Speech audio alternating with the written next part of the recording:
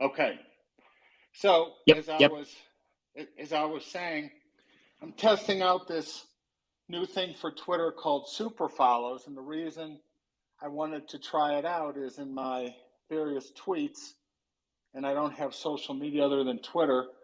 Sometimes people get upset with me that I spend too much time on AMC. Sometimes they get mad that I spend too much time on Tzero or Overstock or the Raiders. So now I have this thing called super follows, and some people have said I accuse a lot of people of being grifters, and with super follows you can charge, and I'm charging $10 a month.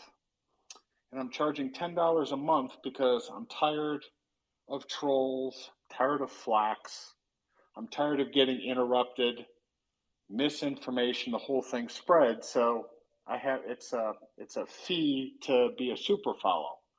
But the one hook of it is you don't have to worry about me keeping the money because I'm going to donate 109% of whatever I take in a year. I'm going to donate it to a charity. Now I've donated to food banks, I've donated to mental health, suicide prevention, and to my buddy Tim Rice's charity in New Orleans. So for all those who think I'm trying to make money off the back of anyone on Twitter, every dime I get goes to charity, plus I'll kick in 9% for myself. And that will be that. So if Super Follows is around and you enjoy what I have to say on things that can be more specific on my general Twitter, that will be it. And since I'm saying that, everyone has asked me, and we might as well get it out in the open, why I say 109%. And I say 109% because my dear friend Paul Formato, who was like the greatest trader who I ever knew, worked at Cantor Fitzgerald. And when, sadly, the plane went into the building, he perished. And he always used to tell me, 109%. So I say 109% in his honor. So that's the answer to that because you've all asked me that. So it's in honor of Paul Formato. I kick out the 109%. So it looks like we have Porter. Porter, you're here and live, right? You're still playing. I'm live. I've started my weekend early. Good. It's a Bears time to shine, so I'm happy. Okay, so Spence, it's your call. Why don't you kick this off and we'll get this thing rolling? Yeah, first I just want to thank y'all for coming. Bill, Porter, I appreciate you coming on a Friday on market close. Everybody wants to know what the deal is with Tzero. Why, where, what, when, how. I guess it would be cool if Mark could just give us a basic starting point on a rundown for Tzero, and then we can have a panel conversation about it. I'll let you guys go to it. In between, if I come up with any questions, I'll just pop in and raise my hand for a marker point. And then after we've concluded the panelist conversation, we'll bring one person up at a time for a Q&A until you guys feel that you need to sign off. So go ahead, Mark. So thanks, Spence. Spence has wanted to do this for quite some time, and I thought this was a good time now that Tzero has announced its deal with ICE to do a little everything. What is Tzero? I became aware of Tzero through my investment of Overstock. How long ago did I speak of this thing? 3-4 years ago, 5 years ago? Yeah, it was at that grants conference when you first mentioned, for when I first became aware of it, but that was, I don't know, that was 2018, maybe 17. I'm not sure.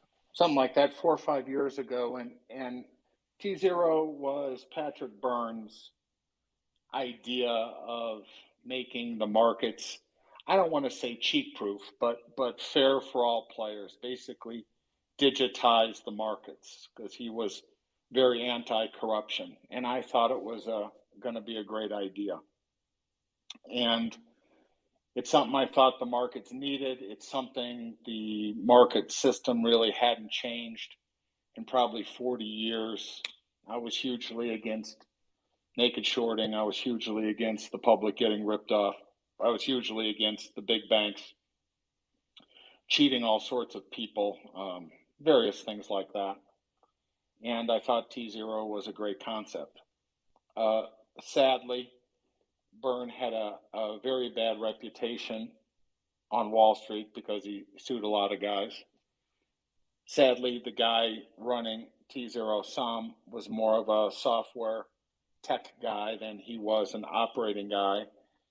And Tzero's promise, although really, really, really bright, never really hit because of lack of execution. And I'm sort of a stickler for execution. And they didn't execute. Things took too long. They spent a lot of time getting government approval and SEC approval on their platforms, which they thought was smart. In retrospect, it will be very smart, but in retrospect, they should have played the Wild West game like every other crypto player out there. So while everyone, including Coinbase, excuse me, was going whole hog on crypto, Tzero was spending time and money getting themselves FINRA and SEC approved, which was a huge mistake because they were the first to the digital markets. They were the first to even talk about crypto. Byrne was the first merchant to ever accept Bitcoin, but they blew it. They had a lead and they blew it because they thought being SEC and FINRA approved was the secret sauce. Ironically, it will turn out to be the secret sauce, but at the time it wasn't. So I got frustrated. Bill got frustrated. A lot of people got frustrated with Tzero that things were taking too long.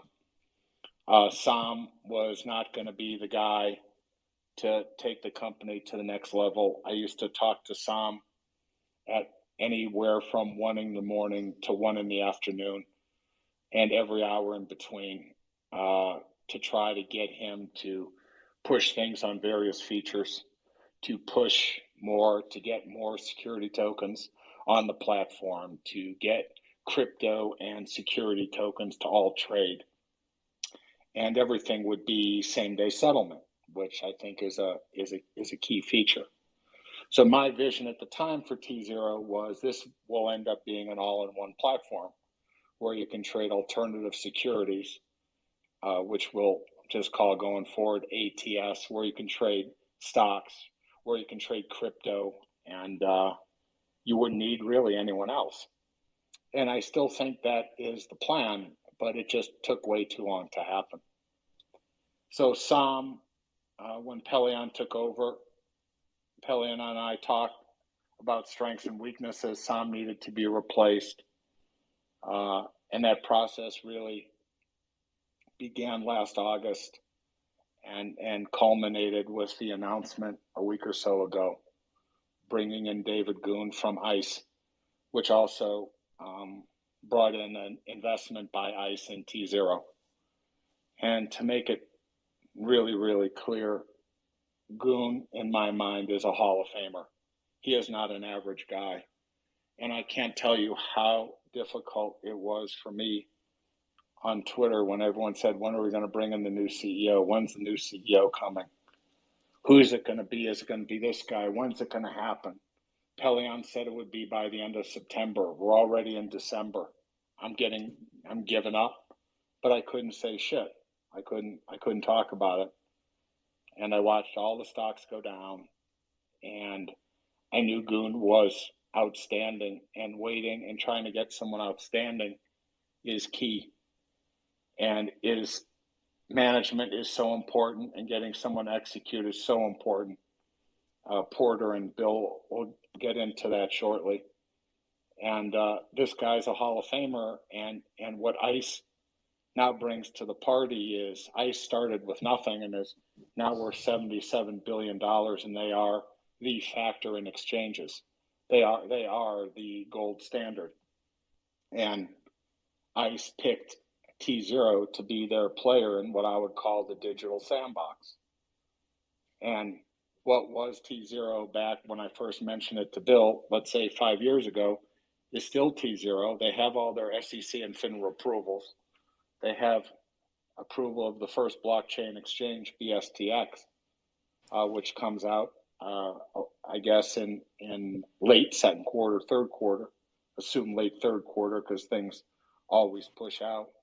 And for those listening, Mark, ICE is the Intercontinental Exchange, right? Yeah, symbol ICE. But between the technology and the gorilla-sized nature of ICE, along with Goon, who's been in this business 20 plus years, I couldn't be, other than the birth of my kids, I couldn't be more excited about something business-wise in a long time. And just a little perspective, and Goon gets a little pissed when I mention this. He was making $4.6 million in W-2 last year. And plus he would get stock options. What kind of guy in his 50s who's a huge success, what kind of guy leaves a job like that, paying him that, to go work at something like Tzero? A better man than me. If he didn't think he could knock the ball out of the park on Tzero, he would have never taken that job. So he is equity incentivized to grow this company. He has huge ties to ICE, so he leaves ICE. ICE basically is Tzero. Tzero is basically ICE's subsidiary in the digital markets. And I want to bring Bill and Porter in so we can discuss this. Imagine a world right now where you have huge crypto players, Coinbase and FTX, and you guys name them. They're all sort of operating in the shadows of the SEC. Some's legal, some's not legal. Gensler's made that clear. You also have the OpenSea, which is an NFT player offshore. They're not cool with the SEC or FINRA. That last traded $13 billion valuation privately. Someone says it's trading at $17 billion. In the secondary market, you have FTX, which is valued at $35 billion, Coinbase at $40 billion. You have Robin of the Hood out there. We all know how out of control they are. And then with their options hiccup today too. Yeah, and then all of the sudden, the late entry to the race, here comes ICE with Tzero, ICE Tzero, which I call ICE T.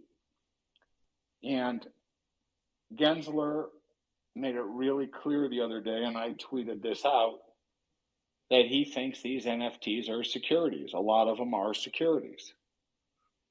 So imagine a world with the adults between Goon running Tzero and the management of ICE, who happens to control the New York Stock Exchange and others, teaming up to take on these aforementioned players. Tzero, ICE T, if you will, is walking into the field. If you do not think they are going to compete with the people who I mentioned, you're best to tune off this call now.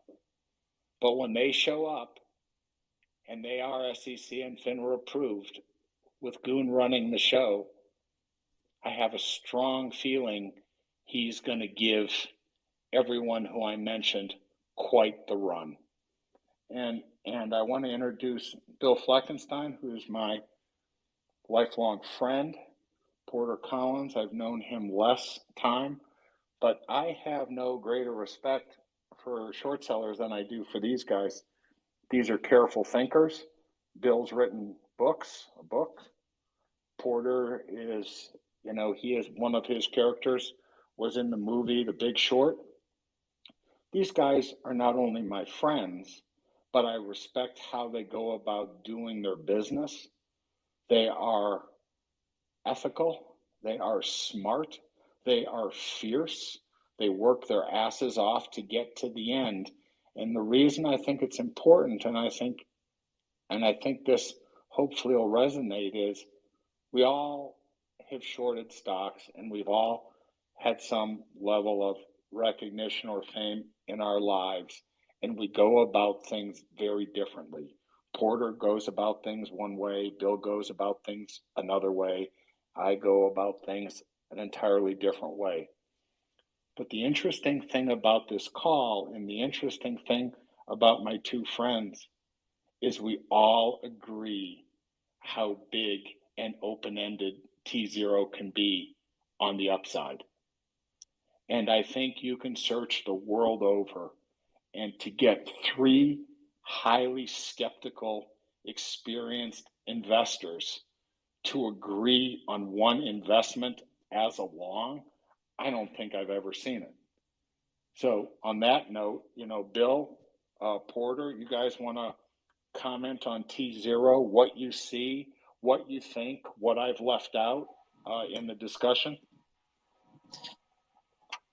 Sure, Go ahead, Porter. Bill. Go ahead, Porter. I'll follow you. All right. Well, I mean, listen, you got to put everything in context, and listen, I'm about as bearish as I've been in a long time, and a lot along the thinking of Bill of, I think the Fed's in a really, really bad place, and they put themselves in a really bad place, and the market's in trouble. They left themselves no emergency handbrake at this point, and they can't cut rates. They can't do a lot of things, and so that's the context, right? And as an investor, I've been doing this not as long as these guys, but I've been doing this professionally for 25 years. And when you underwrite positions, you underwrite stuff where there's not a lot of downside, and you have huge optionality on the upside. And so, I got to this position through my friend Bob Axe, and Bob's a financial investor, and we started digging into Tzero a long time and thought it was interesting, but there wasn't. This is called 5 years ago. There was something there, but we had to put the pieces together. And so, when the pandemic hit, we sort of thought that the retailer had a bunch of huge optionality, and there was going to be a lot of stuff going on there, and it sort of turned around better than I could have ever hoped. And when you underwrite stuff and with not a lot of downside and optionality on the upside, you get lucky sometimes, right? And so we got lucky that the retailer was a lot better than, executed a lot better than we could have ever dreamed. And then, when it comes to the Medici portfolio, they have, I think it's 16 portfolios, and Tzero is just one of those. And so, there's this bit which has ended up being a lot better than we could have ever thought. And then we have Tzero, and up until recently, Tzero, frankly, hadn't executed all that well. And the big game changer here is on the ICE transaction, because I don't know the exact. I'm not privy to the inside information, obviously, but the valuation was probably something in the range of $100 to $200 million, and I think instantaneously this becomes a real company, and with a real CEO, and plugs into a bunch of different things. And so when you underwrite a position with not a lot of downside and a lot of upside, things work well. And so I can't really add to many Marc's points. He said it well, but that's how I think about it. And could Tzero alone be worth more than the market cap? Yes. Could other portfolio companies be worth a lot more? Votes, votes can do a lot of different things. One of the blockchain voting systems. There's just a lot of different things they can do, and so that's my basic framework of how do I underwrite overstock. And I've been personally very long the preferreds, because you get a 10 to 30% discount to the overall stock, and so that's my general thesis. Okay, well, I'll share my perspective a little bit. When Marc first mentioned this at the grants conference, it was when people were really starting to pay attention to blockchain-oriented ideas.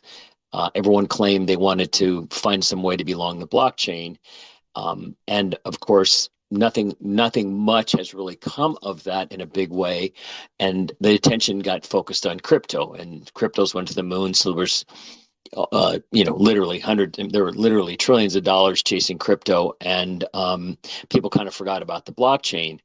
In the interim, as Mark noted, Patrick Byrne, they didn't really move along the things that they had. And then a couple of years ago, when Mark and I sat down, he explained to me a little more clearly what the opportunity was for things such as tokenization of, you want to tokenize an athlete, you want to tokenize a hotel, or any, the opportunity. When I as I thought about it, I said to him then, this idea is the most open-ended idea I think I've ever run across. Now, just because something's an open-end on the upside doesn't mean it's going to ever be worth anything, because you can fail to execute and all kinds of things can go wrong. Somebody can come and beat you to the punch. But in the couple of years that since I've been involved with in particular Tzero, what's really changed has been the fact now that Mark was able to help bring Goon on board. What this does to me is it takes the opportunity set that might be there and expands it, because of the fact that ICE now has an investment, and so they'll have some things that they might be able to help the company do that wouldn't have been able to be done before. And it gives instant credibility to the possibilities here, and the ability to execute them. Somebody who's been successful and has been surrounded by successful people, as he has been, as ICE has been, completely changes the a possible outcome, because they'll have so much more credibility, and as I say, there'll be more opportunities. This doesn't guarantee that things can't go wrong, because things can. But in terms of what Porter said, I can't remember if it was more Porter or Mark talked about, the optionality, the upside versus the downside. To me, I believe that even though I firmly believe that we're in a bear market now and it's going to get worse along the way, it seems to me that this idea, I'm talking about Tzero and the Medici stuff, not the retail part of Overstock, it won't be particularly GDP sensitive. And even in bear markets, some securities can do well. And if you think about where Tzero is now and where it could be, even if we have a bear markets largely affect the financial system, and there's usually an economic aspect to that too. This can do well despite that. So even though I'm particularly concerned about the equity market and things like that, the other thing I like about this is that it's got an ability, it can work even in a bad period. So those are my big picture reasons for wanting to be involved. And in the interest of full disclosure, I have a serious position here, so I'm talking my own book. So folks, these two guys are probably as negative on the market and the financial system as you will find. And these are not slouches. These are serious ass folk. And they can be right on the market and they can be wrong on the market. No one knows quite where it's going. But I think where we all agree is what Tzero and Goon and ICE are trying to set up on the backdrop of the fuckery that's gone on in the markets. And we all can agree on that. This thing could be beyond game changing. And where I sort of hit this crew, for lack of a better term, the apes, but I would rather say people for fairer markets, is I really got agitated back when that buy button got pulled with Robinhood and a few others, and that's what really got me set off. And I always said at the time that had Tzero really been going the way it will be going, that buy button never would have been pulled, because you would have had same day settlement. You wouldn't have had synthetic shorting. You wouldn't have had the naked shorts. You wouldn't have had anything that went on. And to say I was mercilessly attacked is an understatement. And I want to give, huge credit to Tara, who, I don't know if she's on this call or not, she had me on the Spaces call to champion this idea, and she took an inordinate amount of shit for dealing with someone like me. And she took shit because it was different. She took shit because it was something that could be used but was unproven. And here we are today. And I suggested that Adam Aaron, issue a STO dividend, which could be attached to an NFT, could trade on the Tzero platform, and he shot it down, and shut it down without thinking, saying it's illegal. But the one thing I know today, and I have to be somewhat careful how I say it, is if I was on, those prior space calls talking about an STO dividend that could trade on the Tzero platform, if that was 1.0 in the software world, I think we're now at about 7.0. And I'm so excited where this, can be going. Digital dividends, STO dividends attached to NFTs, a US-based FINRA SEC approved NFT exchange. I don't think people are going to quite know what hit them when Goon shows up and comes with how things can look going forward. I think it's going to be it's going to be absolutely mind-numbing. And the thing that's interesting is, we've Porter's been on some of these space calls with me. Spence has, and again, Spence, thanks for hosting us. Flex known the name, but now. Hey, Mark, can I folks, chime in here? Can I chime in here for 1 second? Yeah. Just Yeah. if you think about like, I'm not a crypto guy, right? I mean, I've traded in it, but I don't do NFTs and all that stuff like that. And I think people get all messed up between what's an NFT and an STO. And the STO market is just so much bigger than people think currently. Just think about the whole real estate market, right? And I just think the TAM number is just really, really big and bigger than kind of people expect. And there's been a lot of naysayers in Tzero, and mostly because of past management, and I can't blame them. But whereas a new Coinbase and FTX are trying to put more leverage on crypto and more leverage on cross marginalization, that's just bullshit, right? That's just financial engineering at its finest, what people historically have done. This is different, right? This is tokenizing a lot of different assets around the world to a better ledger record and a better way to trade this stuff. And I think that's where the optionality is for Tzero, if they can ever execute. And it will take execution, and hopefully we'll see some of it. But that's just, I want to just throw that out there.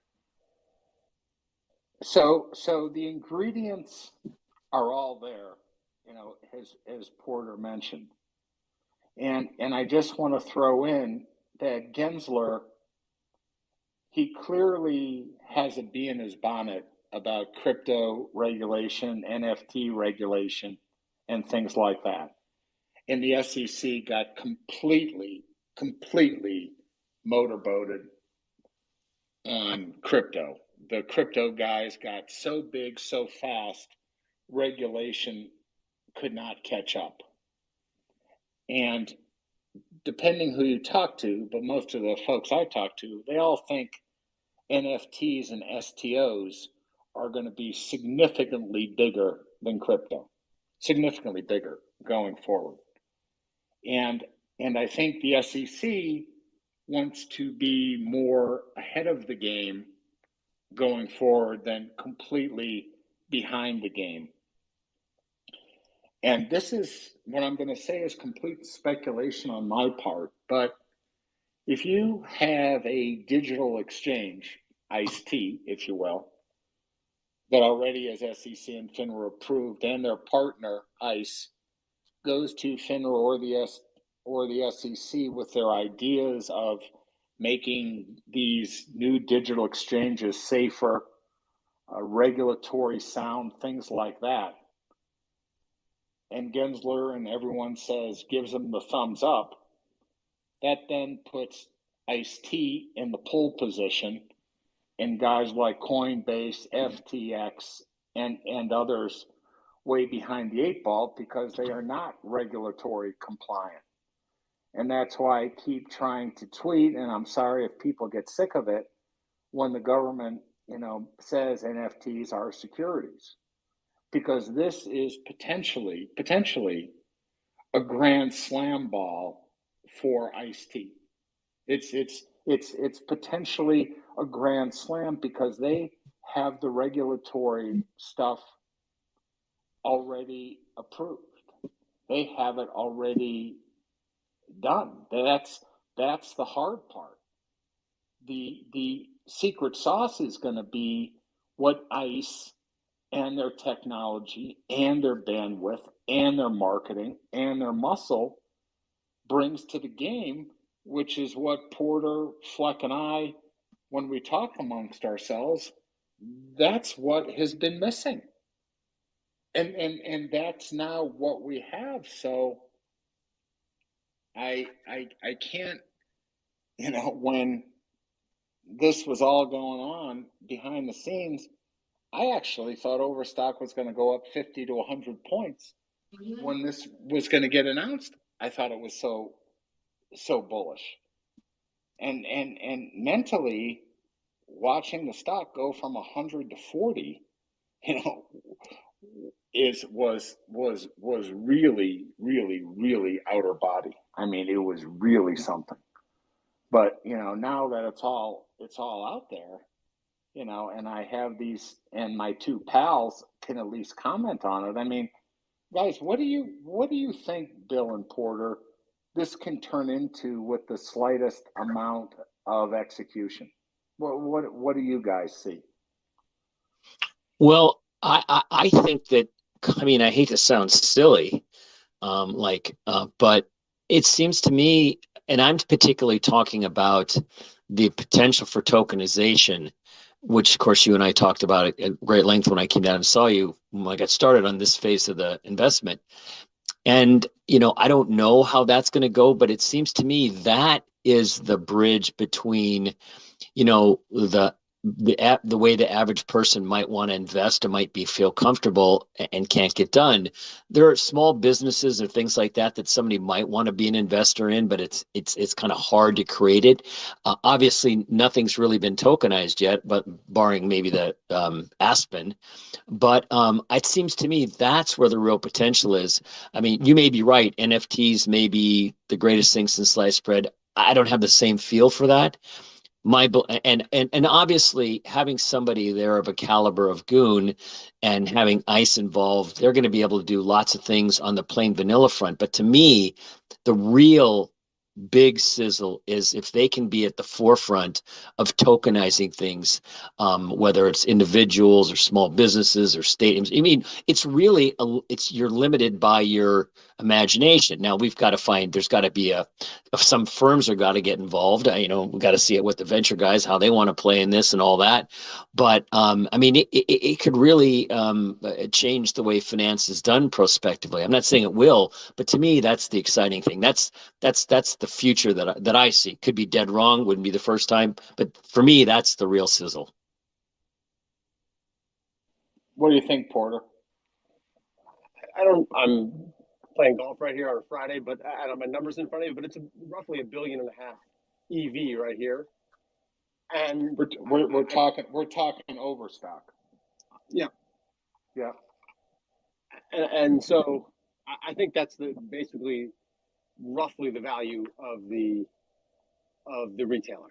So if you're thinking about it from a stock perspective, I can't really add much to what you guys were saying about the business, but I don't know, can this business alone be a $2 to $3 billion company? Absolutely. Can BIT be a $2 to $3 billion company if they execute in a couple of these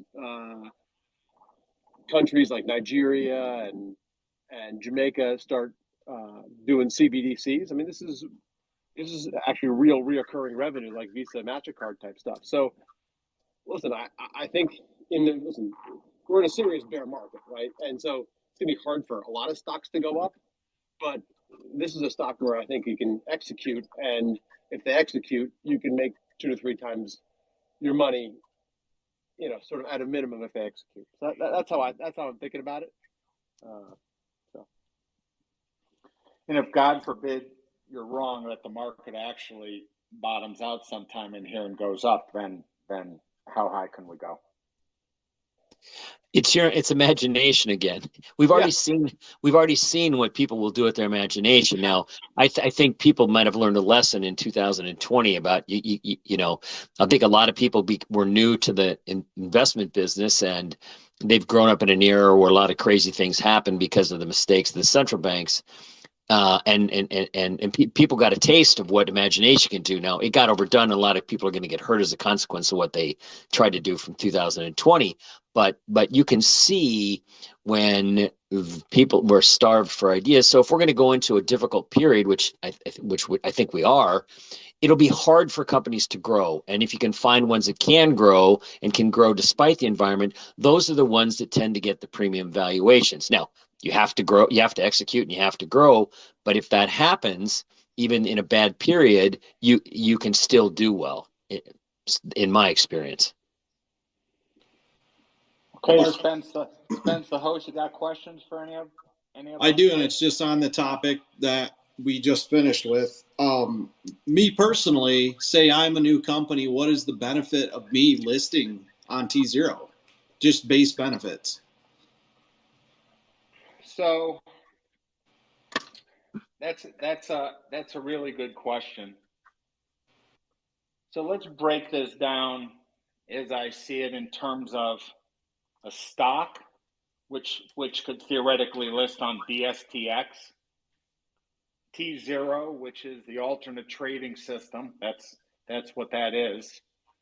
So Fleck could tokenize himself. Porter could theoretically tokenize his business.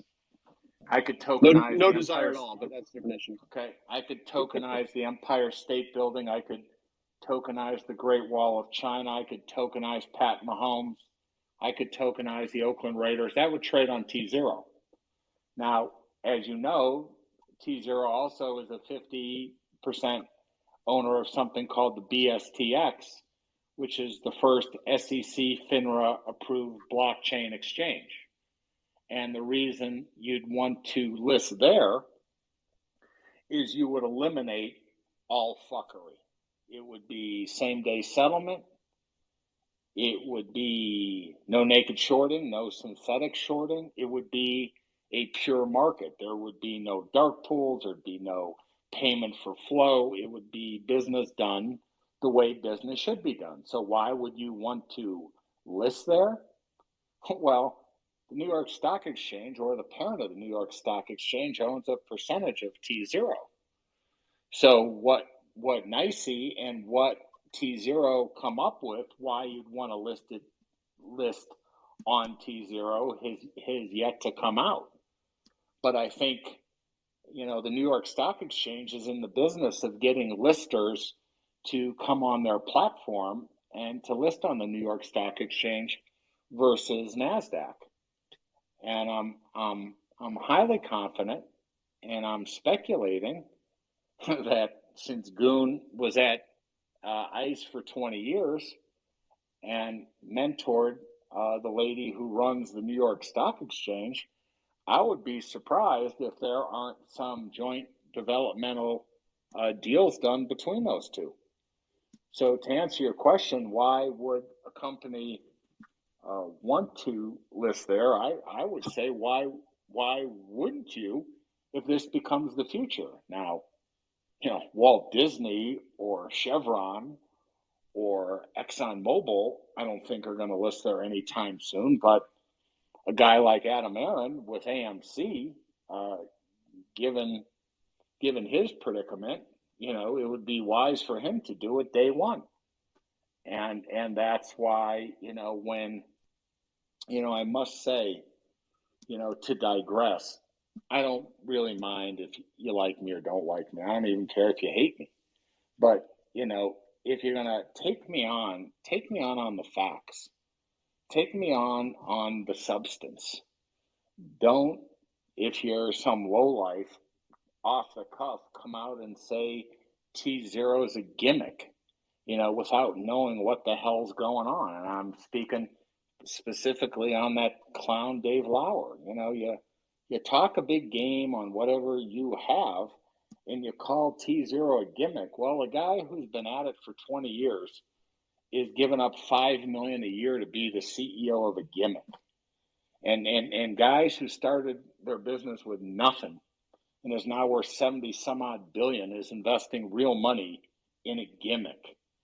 This isn't a gimmick. They may not have been able to execute up till now, but that's fine. Steve Jobs didn't execute at Apple for a long time. But if this works, and if they execute, Spence, if Goon executes, I don't know where this thing stops. And I don't know who wouldn't want to list on BSTX or Tzero or tokenize their asset. And Mark, on that, another good question coming from YouTube from Eddie Crypto. With the potential, what are the chances that Tzero could be acquired by another company? No. I mean, one day that could happen. I hope it's not soon, because I'd rather see Tzero execute for a while and the valuation go crazy, and we'll more than make it an overstock, which is really the way to invest in it. Now, Fleck and Porter, do you want to talk a little bit about the TZROPs? I know you both own those. I own them. Perfect. That was the next question. Do you guys want to talk a little bit about why you're in TZROP? And I'd appreciate if you guys would. Yeah, well, I as I just sort of led with my chin, my interest all along has been more towards the Tzero side, the blockchain at Medici as well, more so than the retail side. And obviously, if you do the comps for Robinhood or Coinbase, and of course, Tzero hasn't executed yet on any kind of a scale like that. The token is entitled at management's discretion to pay a dividend predicated on 10% of the pre-tax profits, quote unquote.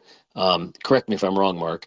And so you can, I don't want to get into numbers, but you don't have to, there's 20 million outstanding. They're trading for $7, call it. That's $140 million market cap. Everyone is more than capable of getting out their calculator and spreadsheet, and you can start seeing what kind of revenues Tzero would have to have, and what kind of margins you think they could have. It's a pretty high margin business, I think, this business. And you can figure out what the revenue stream could be, and you can figure out where these tokens can go. And you could let your imagination run wild, or you could just say, well, given where the world is today, how much downside do I have from there? And you can mess around with the numbers and to see if you think the risk and reward makes sense. I've obviously concluded that it does, but that's just me. Go ahead, Porter. I own these Tzero tokens as well, and I think that there's less than a 10% chance that Overstock or Tzero, the company, doesn't buy these securities in. I just think that if they execute, they have to buy them in. So you're talking, not, again, huge optionality, not much downside and a lot of upside. I don't know numbers and how much upside there is, but because I don't know what the price they're going to pay, but it's just one of these, again, risk reward situations where you're not paying a lot for this stuff. And listen, these aren't efficient markets, and just because the stock, these things were trading at 2 or 5, no one knows. Like these aren't deep markets, and I just think the value is a lot more. So I'll go stick with that.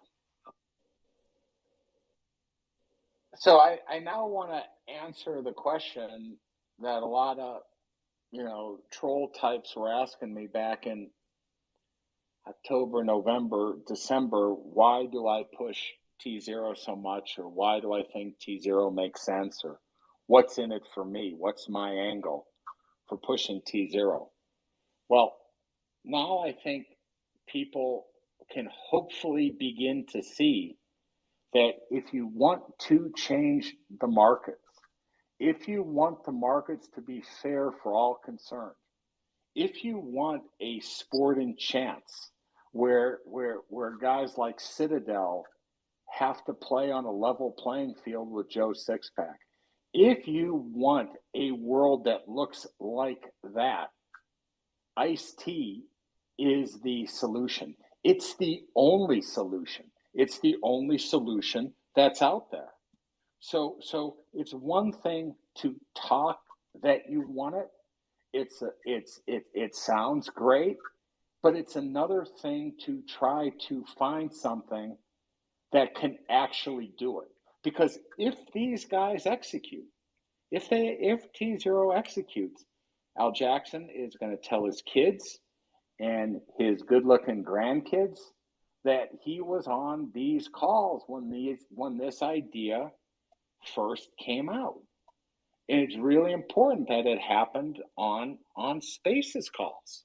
That's where a lot of you first heard these ideas, and it's through, whether you want to call it social media or the community or the apes or what have you, is that if this works, and that's a big if, as Porter and Bill have said, and as I said, Ice-T needs to execute. Ice needs to help Goon. Goon needs to execute. He needs to come up with a plan. But if they execute, this is generationally changing. Because when you say who would trade on it, I mean, someone just DM'd me. They said Tesla would be the obvious first choice and how big that would be. But the second, the dam breaks and the wall comes down, there's no end to it. And it's a far better story, idea, concept, ability to execute than Bitcoin was at $7. When people first talked about Bitcoin, your eyes would spin. And for those that made on it and invested early, God bless you.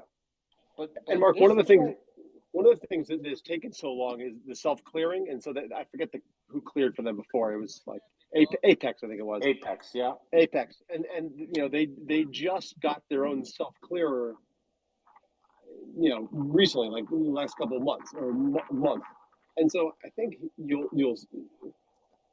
I expect a pretty big backlog to start filling up, and a lot more tokens trading on this, and it'll happen in I would say the next 6 months, and you'll start to gain momentum that way. And so I think you'll have a lot of markers and a lot of things, a lot of progress to go. And Goon's not even in the seat yet. So and there has been a lot of stuff happening. It's been behind the scenes, and so Goon's stepping into an okay situation as it is, and in terms of operations. And so I think he'll hit the ground running here.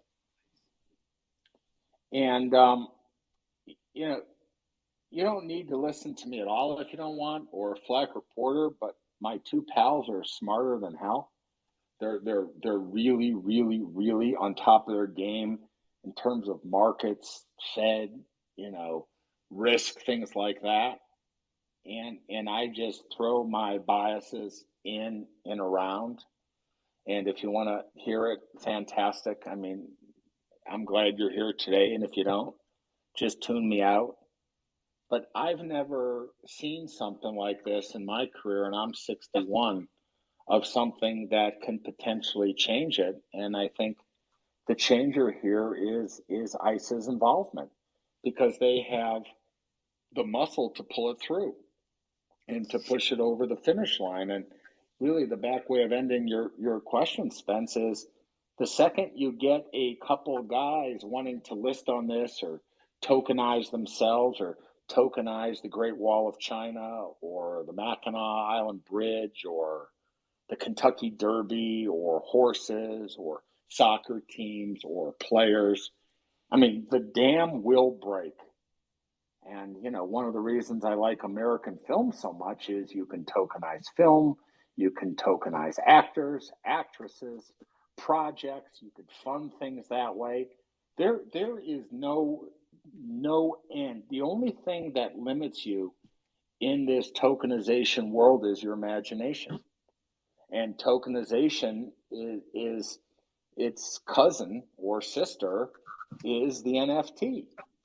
So that's, in my mind, where it's going to go. And I always say, I bet the jockey, not the horse. There couldn't be a better jockey on Tzero than David Goon. And I am not a sugary sweet, pass out compliment type of guy. And I think this guy is just absolutely out fucking standing. And he works his ass off, and he hasn't even started there. And and I'm teenage like excited here, and I'm glad. I'm glad, Spence, that you thought this was worthwhile of people's time. So yeah, absolutely. Like you said, my buddy told me to buy Bitcoin in 2012, and I said that looks stupid. And I learned my lesson, and I've studied and researched. And when this came out, I did DD on it, and I see the potential going forward into the future. And it's something I'm extremely interested to see happen, mainly for fair markets. The SEC is huge on settlement times right now because of all the, like you said, fuckery that's happening in the markets. And I think it's the right way to go personally. Which brings me up, I got one more question from Northern Maine. And it says, what is the chance the retail separates from the Medici business, either via spinoff, dividends, IPO to Tzero, or simply selling retail to the likes of Walmart or Suter? And if that was too much, I'll hit that one first, and then I'll ask my pals. I think Medici Day, which are the assets that Porter and Bill were talking about, Medici Day, which are the non-retail assets run by Pelion, is May 10th. So May 10th, investors of all shapes, colors, size, to hear things out on exactly what Pelion has in the portfolio, what it's worth, what the prospects are, things like that. And I have a feeling people will be blown away. So I think Porter said right now, Overstock's, let's just say $50, 40 million shares out, it's $2 billion, $500 million in cash, no debt, $1.5 billion. Could Walmart, Target, Home Depot, Lowe's, or anybody walk in and buy retail? Yeah, they could buy it in a heartbeat. They could buy the whole company in a heartbeat. It would be tragic because the stock's too low right now, and even if they paid triple the price, it would be tragic. So we're in a very dynamic world, and in my mind, anything can happen at any time. But I think by putting the Medici assets under Pelion, with Pelion having their first Medici Day, I think investors, hopefully by the time that day is over, will get a decent handle on what some of these things could theoretically be worth. Bill, your thoughts on that? Yeah, I mean, when I discussed this earlier, I focused on the, my infatuation with the pie in the sky potential of the whole Tzero tokenization thing. But I mean, there is an integrity of markets aspect with same day settlement, the things that can happen there. There's all the things you could do with if you married the votes in with the Tzero and got proxies handled. There's a whole a spectrum of things that could be done that would be quite interesting. And I think that, again, as I said earlier, no matter how you want to look at this, there's a lot of open-ended potential, and that's been the case. But now there's somebody who can help execute and brings an ability to have to create the famous synergy that all of us are usually skeptical about. So you know, that's really about all I can add. Porter? Well, listen, I always take it back to underwriting a position, and I'm trying to help people think about when you buy stocks, what's the upside and what's the downside, right? And I'm not just given my underwriting, I'm not a very good meme stock investor. I'd probably be the worst meme stock investor on planet Earth. You know, my history, my background's in financials, and everything's tethered to book value, so things don't double, triple, quadruple. You know, in my historical background, so I underwrite to not lose money. And so, if you think about that, I just don't think there's a lot of downside to the stock. And then you have the whole Medici portfolio, which you're not really paying anything for. And so, I go back to what is all this stuff worth? You know, can you take votes and can you integrate it and can you make proxy voting? You know, there's a lot of stuff you can do.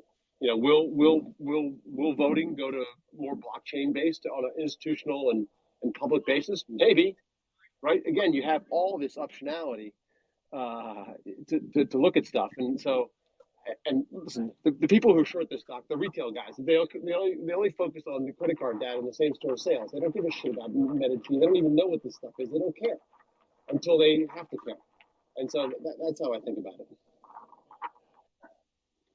Hey, Mark, I have to run here. I've got a hard stop, so I'm gonna hop off. Okay. Thanks for inviting me, and hopefully, folks have found some of this useful information. Yeah, and we'll hopefully come back again. Thanks for your time, Bill. Thank you, Bill. That was Alrighty. really good. Thank you. All right. See ya.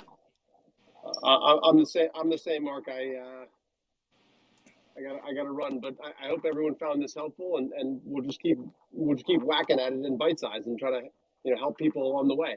And whether it's this stock or any other stock, we'll continue to hammer at it and tell the truth and figure it out.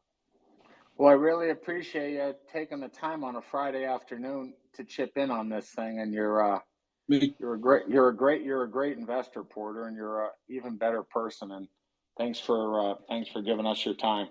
Make sure you post your scorecard there, Porter. Oh yeah, you don't want to see that right now. So, see you, boys. Thank you. Okay. Yeah. Thanks, Porter. Okay, Spence, it's your show. You got. I mean, Porter and Fleck. I mean, these guys are all stars, and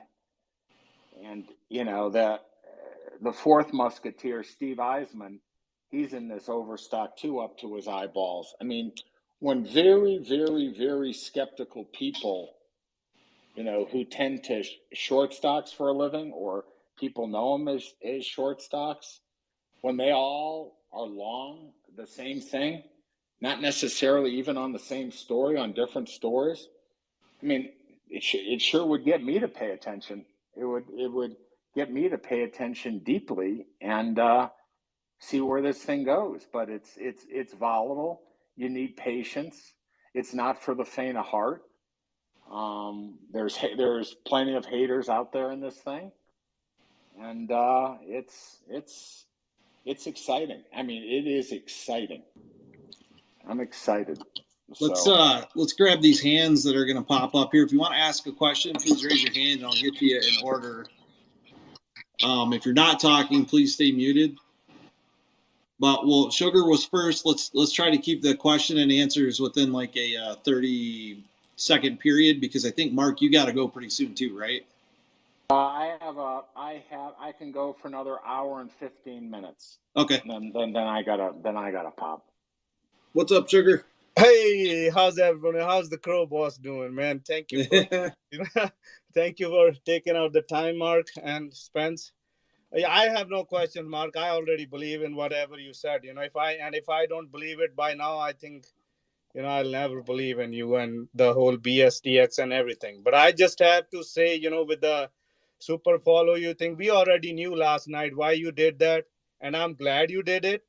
Because all the people, those who are coming at you, calling you names and all this and that, I'm glad you did it, and I'm proud that I am one of those followers, and it's not about $10, Mark. I know we all knew you're gonna donate it to charity. Even if it would have been $100, I would have gladly paid it, because I knew when you started, why you came here. You came here to help. But in return, you, Spence, Tara, Jan, you guys got nothing but disrespect, all the nonsense and everything. But there are a lot of people, there were 400 some people, they were here because they still want somehow they can be helped. And if this BSTX can really help people, they should do it. And the only reason they're not doing it, because they have some personal agenda. Whether they can call it gimmick or no, we know that. But if they do it, it'll help people, and that's what we need. There are a lot of people, those who are hurting. Every day our stock is getting battered, and these people are putting the numbers and times and dates and all that just to get more followers and more likes. Yep. There is more to life than that. We want 0 settlement times, and we want the naked shorting to be gone. The payment for order flow obviously needs to go, and I think this is the right direction to take it. Instead of fighting the SEC and all these big hedge funds, these big banks for the next 20 years, this is a more simple path that they will look bad if they don't support. So really, we're winning in half the time with this. So thanks, Sugar Man. It's always good to hear from you, buddy. Thank you, brother. So, Shug, I appreciate that, and I think the last straw why I agreed to do the super follow when Twitter hit me up was the way that Lauer was running you around when you were asking him legitimate questions, and he wasn't giving you the time of day, and I didn't like that at all. And if I focused too much time on that on my base Twitter, I get so much feedback by people. I mean, John Hempton's my pal. I mean, I've known the guy forever, but he's been just downright disrespectful on certain things, including this idea. And I just told him to knock it off. And I don't want to. I don't pick a fight with anybody. But if someone wants to come at me, I sure won't back down from it. And I'll stay there. And one thing I'll do, and with however many people are on here as a witness, when year end comes and I say, this is what I collected on super follows, what I'm going to do is ask all of my super followers to DM me a name of a charity that they support. And what I will do is I will randomly pick 5 charities, and split whatever I take in amongst those 5 charities. So therefore, the super followers get to pick what charity the money goes to. And that way, I think it's not my charity, it's not your charity. We'll have a random draw, and to the 5 I pick, those 5 will split. Those 5 will split whatever I took in this year. But that's the motivation behind it. And I can't stand, when guys like lean on you, Shug, or guys lean on Rich, or guys lean on you, because it's not a fair fight, and that clown Lauer doesn't even come up with a reason why it's a gimmick, and I just didn't like it, and and again, people accuse me of being a bully. I'm not a bully, but I don't walk away from fucking bullshit, and I won't listen to the bullshit, and I have a memory. And I have a memory of everyone who swore at me, and everyone who picked on Tara, and everyone who picked on Jen. And remember that guy, Spence, who wanted to take Jen to the movies? Those 2 clowns? Remember yeah, that? then I offered that me and you would meet them there instead to talk about stocks. Yeah, they never called me back. Right. We'll take you guys to the movies. But I got ghosted. Everyone just needs to be just straight up with this stuff, and let's call it the way it is and pull the rope the right way. So I appreciate that, Sugar. I appreciate it, and you throw your charity in at the end of the year, and hopefully I pick it. So that's that. Keep Mark, moving on. Yeah. Slideshow on YouTube said, "Thank you for all you do. Mark is amazing." I just wanted to drop that to you. So cool. So whoever's next, Spence.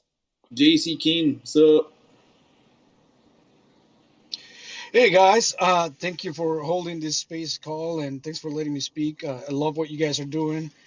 I wanted to say I was very bullish about Tzero way before this ACE or ICE thing, And this ice thing is just amazing. I mean, I can't believe it. Super bullish now. And you guys been saying that, everything is going to be tokenized. I completely agree with that. But the one thing that I wanted to note is that even the small things will be tokenized and eventually traded at marketplaces like Tzero. And somebody shared an analogy a while ago that I really like, and that analogy is, there'll be a time in the future when you go to a bar or a restaurant, you walk in there and you're thinking, what, I really like this bar. I think it has a lot of potential. You pull out your phone and you buy $100 worth of ownership on the bar. I mean, that time is coming, and it's going to happen through marketplaces like Tzero. So truly the sky's the limit. And then the other thing I want to say is maybe is if you guys could help me, I have a question.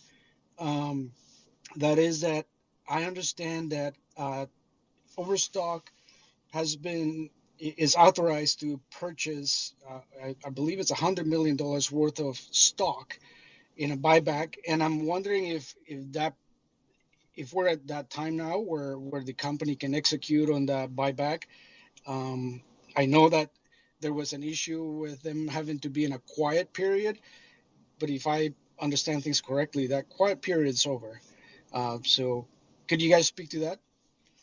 Overstock, if they wanted to, can buy back stock under the rules. They're not in a quiet period. They're not restricted.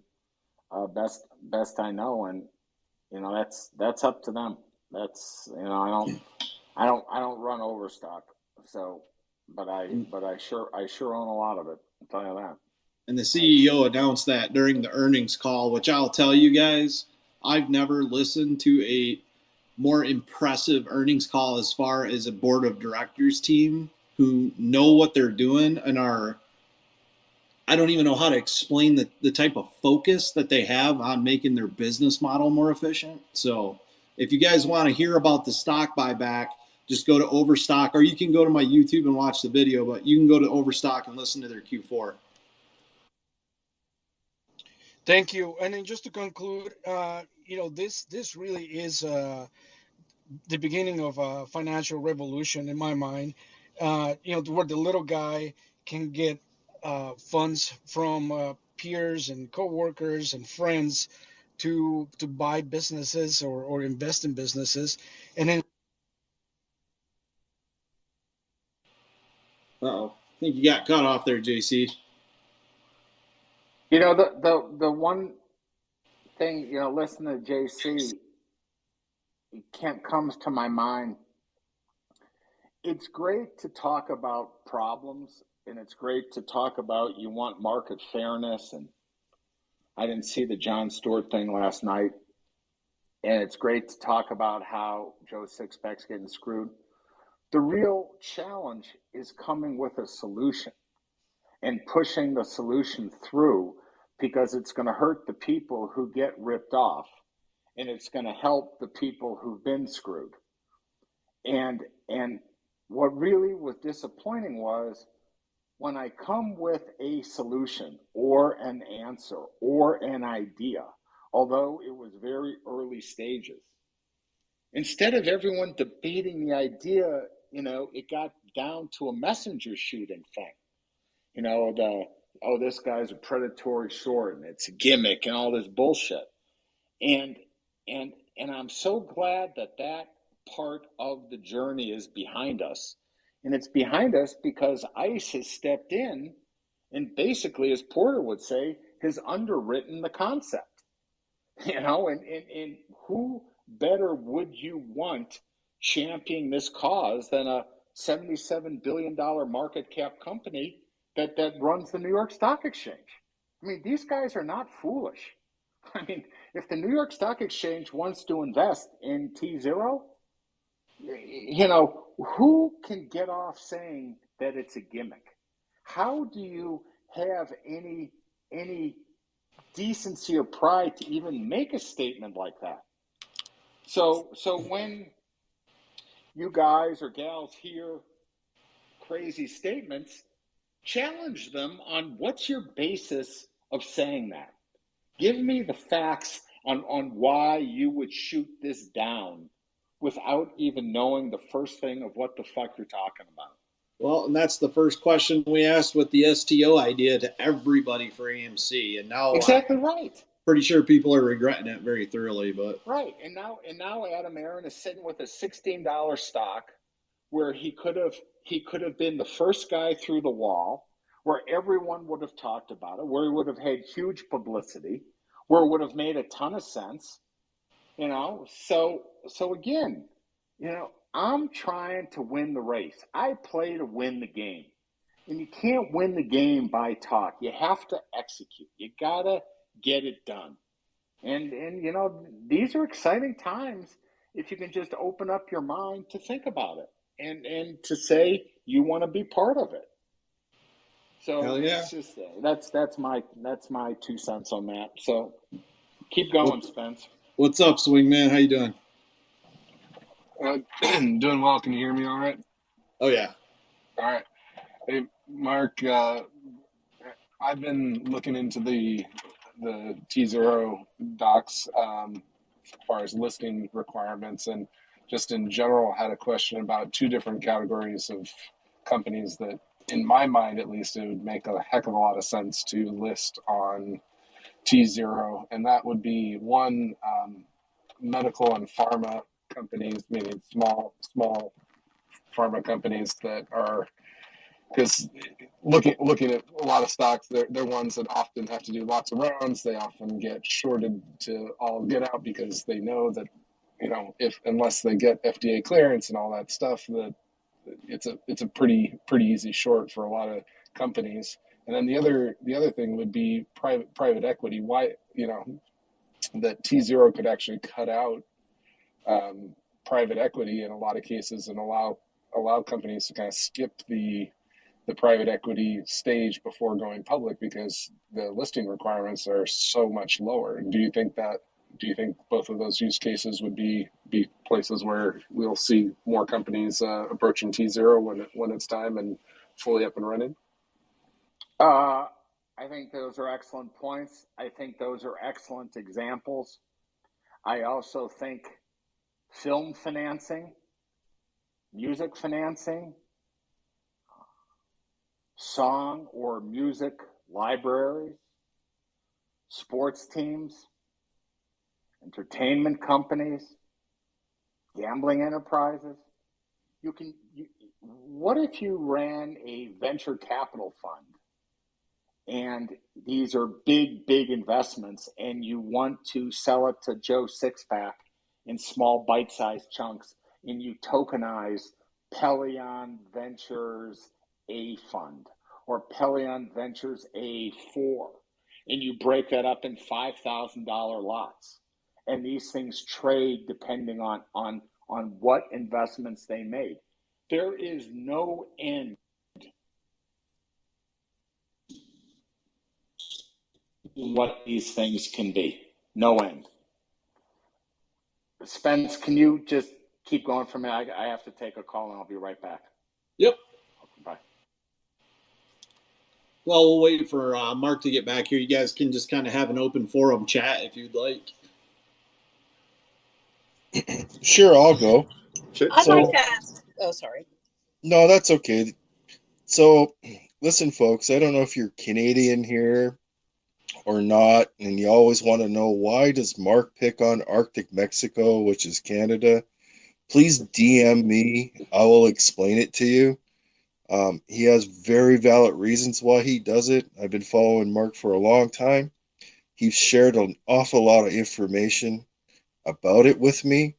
So if you want to know, you don't have to bother him. You can hit me up and I will gladly explain it to you because it is my country and I totally understand why he does it. Go ahead. I'll come back when Mark comes back. I have a question for everybody. It's not exactly on the tea subject, so since Mark's not here, I thought I could ask it. I wonder, I'm a baby ape, okay? And so I just wonder if when I buy more shares, am I just stuffing the pockets of these hedgies because they're giving me synthetics and I'm compounding I mean, I'm just giving them more fuel to do their dirty tricks.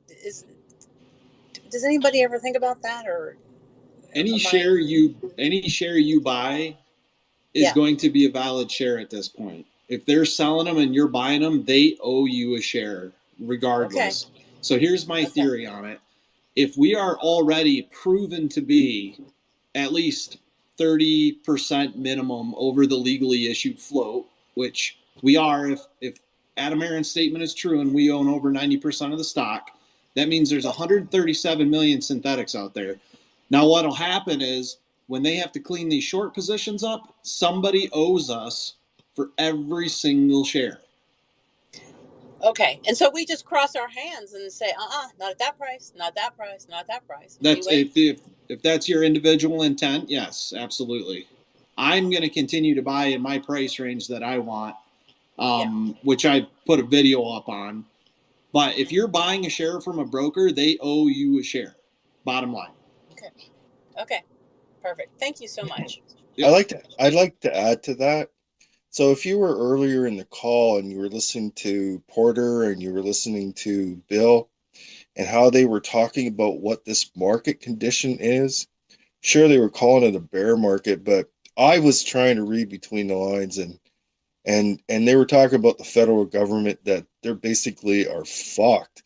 They have nothing left in their ammo to help. And so I'm reading between the lines, but I'm going to tell you what I thought it was said.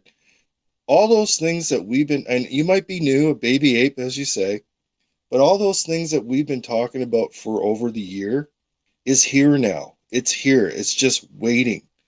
And the great reset, I really firmly believe is coming. I think Porter and Bill were kind of trying to say that. And if you listen to them when they were talking about Tzero or any company in this type of situation, basically we're saying that it has upside in a downside market. And that's really rare. I think they felt like it was not unheard of, but very special situation. So when it comes to our short thesis on doesn't matter if it's GME or AMC or whatever, it's true. I think all the homework and the DD's been done, and it's being proven out as we sit here and speak. And buy shares, get you ticket to the moon. They have to pay you back when you go to sell, whatever that is. And I think it's a wonderful opportunity, and I think we're there now. That's my take on what was kind of talked about. Yeah, I agree with you, man. Mark's back, so let's jump back to hands. Which, Paul, I think you were actually next if you have a question for Mark.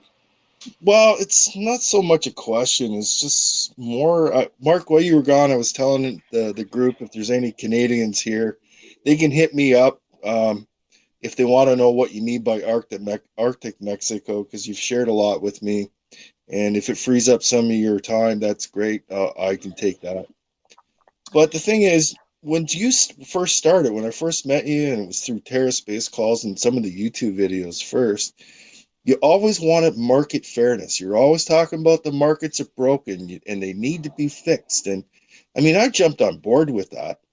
And then and I mean, you are the master of misdirection, man. And it's like it took so long for me to figure out what the hell is he doing? Like, what's he doing? I know you can only give out so much information, but then it finally clicked, and I went, you know, this not only does this man know what he's saying, he knows what he's doing. And then once you were able to break the news about ICE and Tzero, and it totally made sense. This was one way you were working so hard to bring market fairness to everyone, to everyone. It's incredible.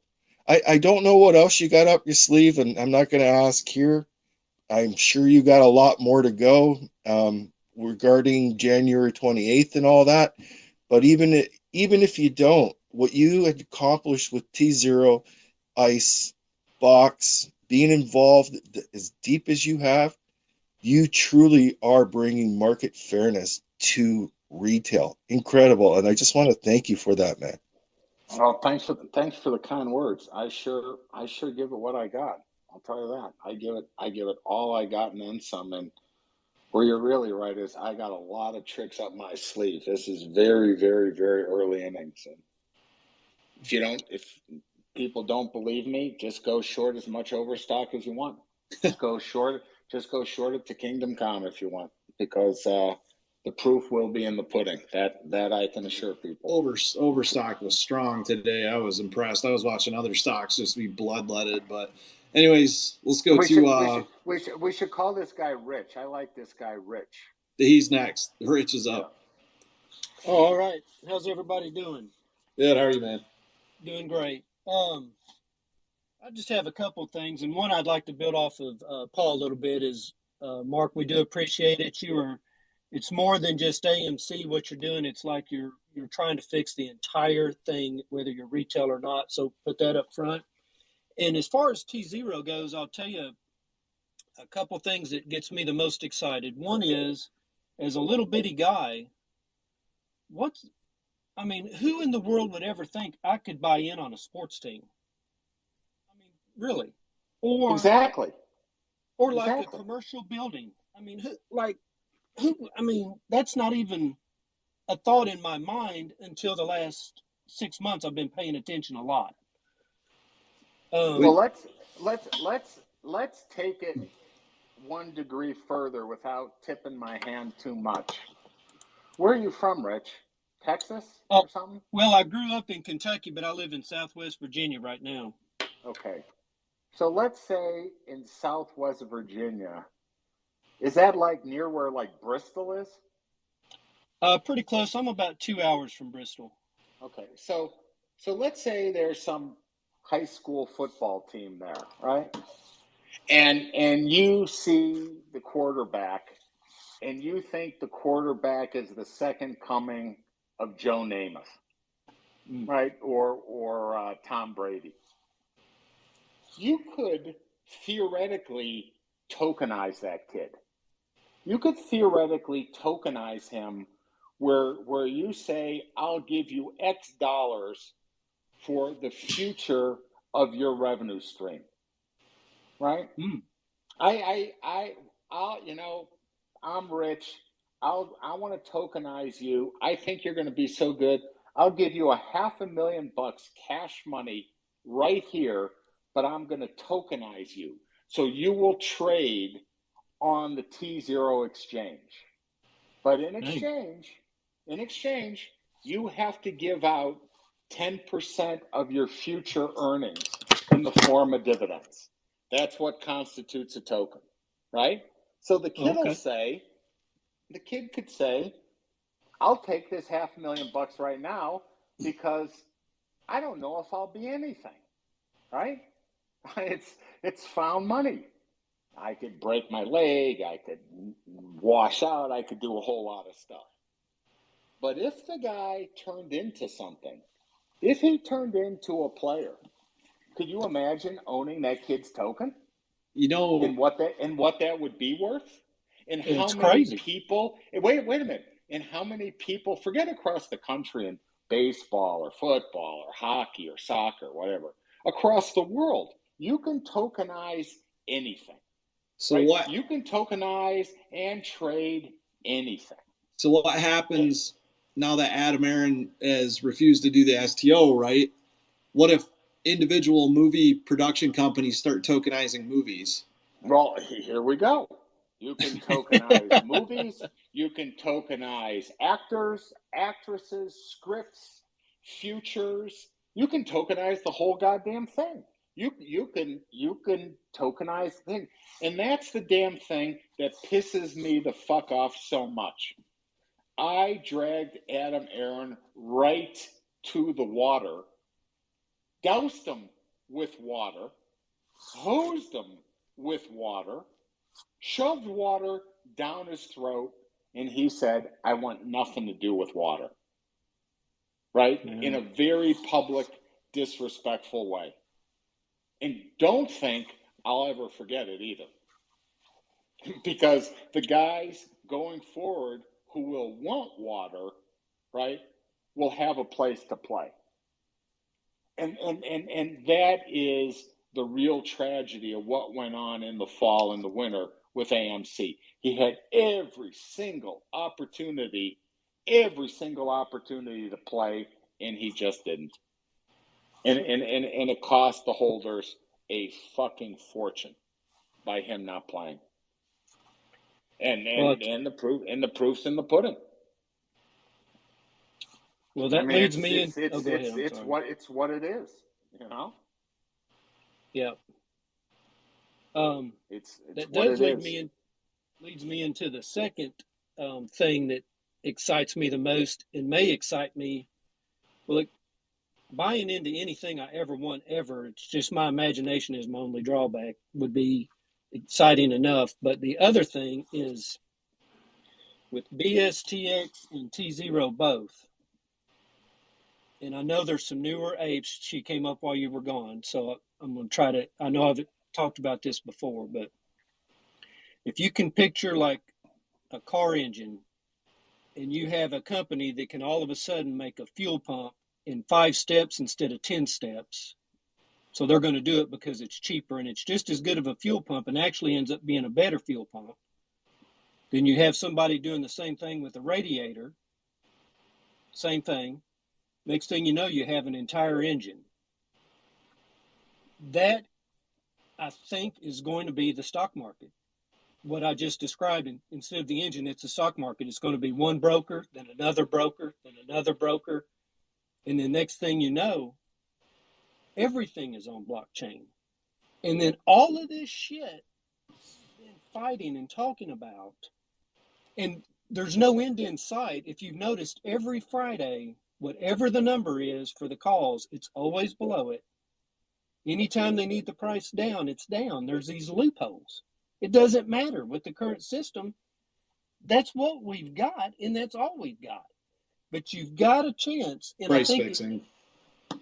it can be so efficient. I don't know why the entire market just wouldn't go to it. I mean, it's just cheaper and better for everybody. And if you're a government elected official and you're actually trying to look out for the good of people, this blockchain takes out over leveraging. I don't know exactly how it'll work, and you might be able to do some leverage stuff, but you can't get into this crazy shit that goes on now. I don't know why you would not move forward with it. If what Adam Aaron said is true and we own over 90% of the float, then there's no way institutions own 36% with a 20% short interest. And that's why when we were at $40 a share, we were seeing solid stability in the stock because the Tzero option was on the table and shorts knew better. So on that, we should probably grab the next hand. Tom's been waiting for a hot minute there. Yep. Thanks for letting me talk. Thanks for coming on, Mark. Thanks, Rich. Thanks, Rich. Sure. So first, I just wanted to say that I kind of think prior to the ICE investment, getting Porter and Eisman involved, and Brad Saflow is at AMFL or on the board, and Joe Bessiker with Wazuzu. I know most of that was you, Mark, but I kind of think that this is obviously the tipping point with ICE. The adults are in the room now. But I just wanted to ask how you think Goon and ICE can kind of leverage their connections to get funds on board to Tzero, because I think that's probably going to be the key to getting real liquidity on the platform, whether that be, real estate funds from tokenized real estate. I know another listing's going on this week, or just I think we'll see a big reverberation from the crazy markups in private markets, which might make the potential for privates listing on Tzero being big, which has already been discussed. But how do you think they'll be able to kind of utilize their connections to hopefully get some bigger players on the platform? Well, first of all, excellent question. And it's clear you've been paying attention. And I'm a person of purpose, and I'm a person of sudden. Sudden is like driving into a brick wall. The brick wall doesn't move. And I think I've put together piece by piece by piece by piece. Now it's up to Ice and Goon.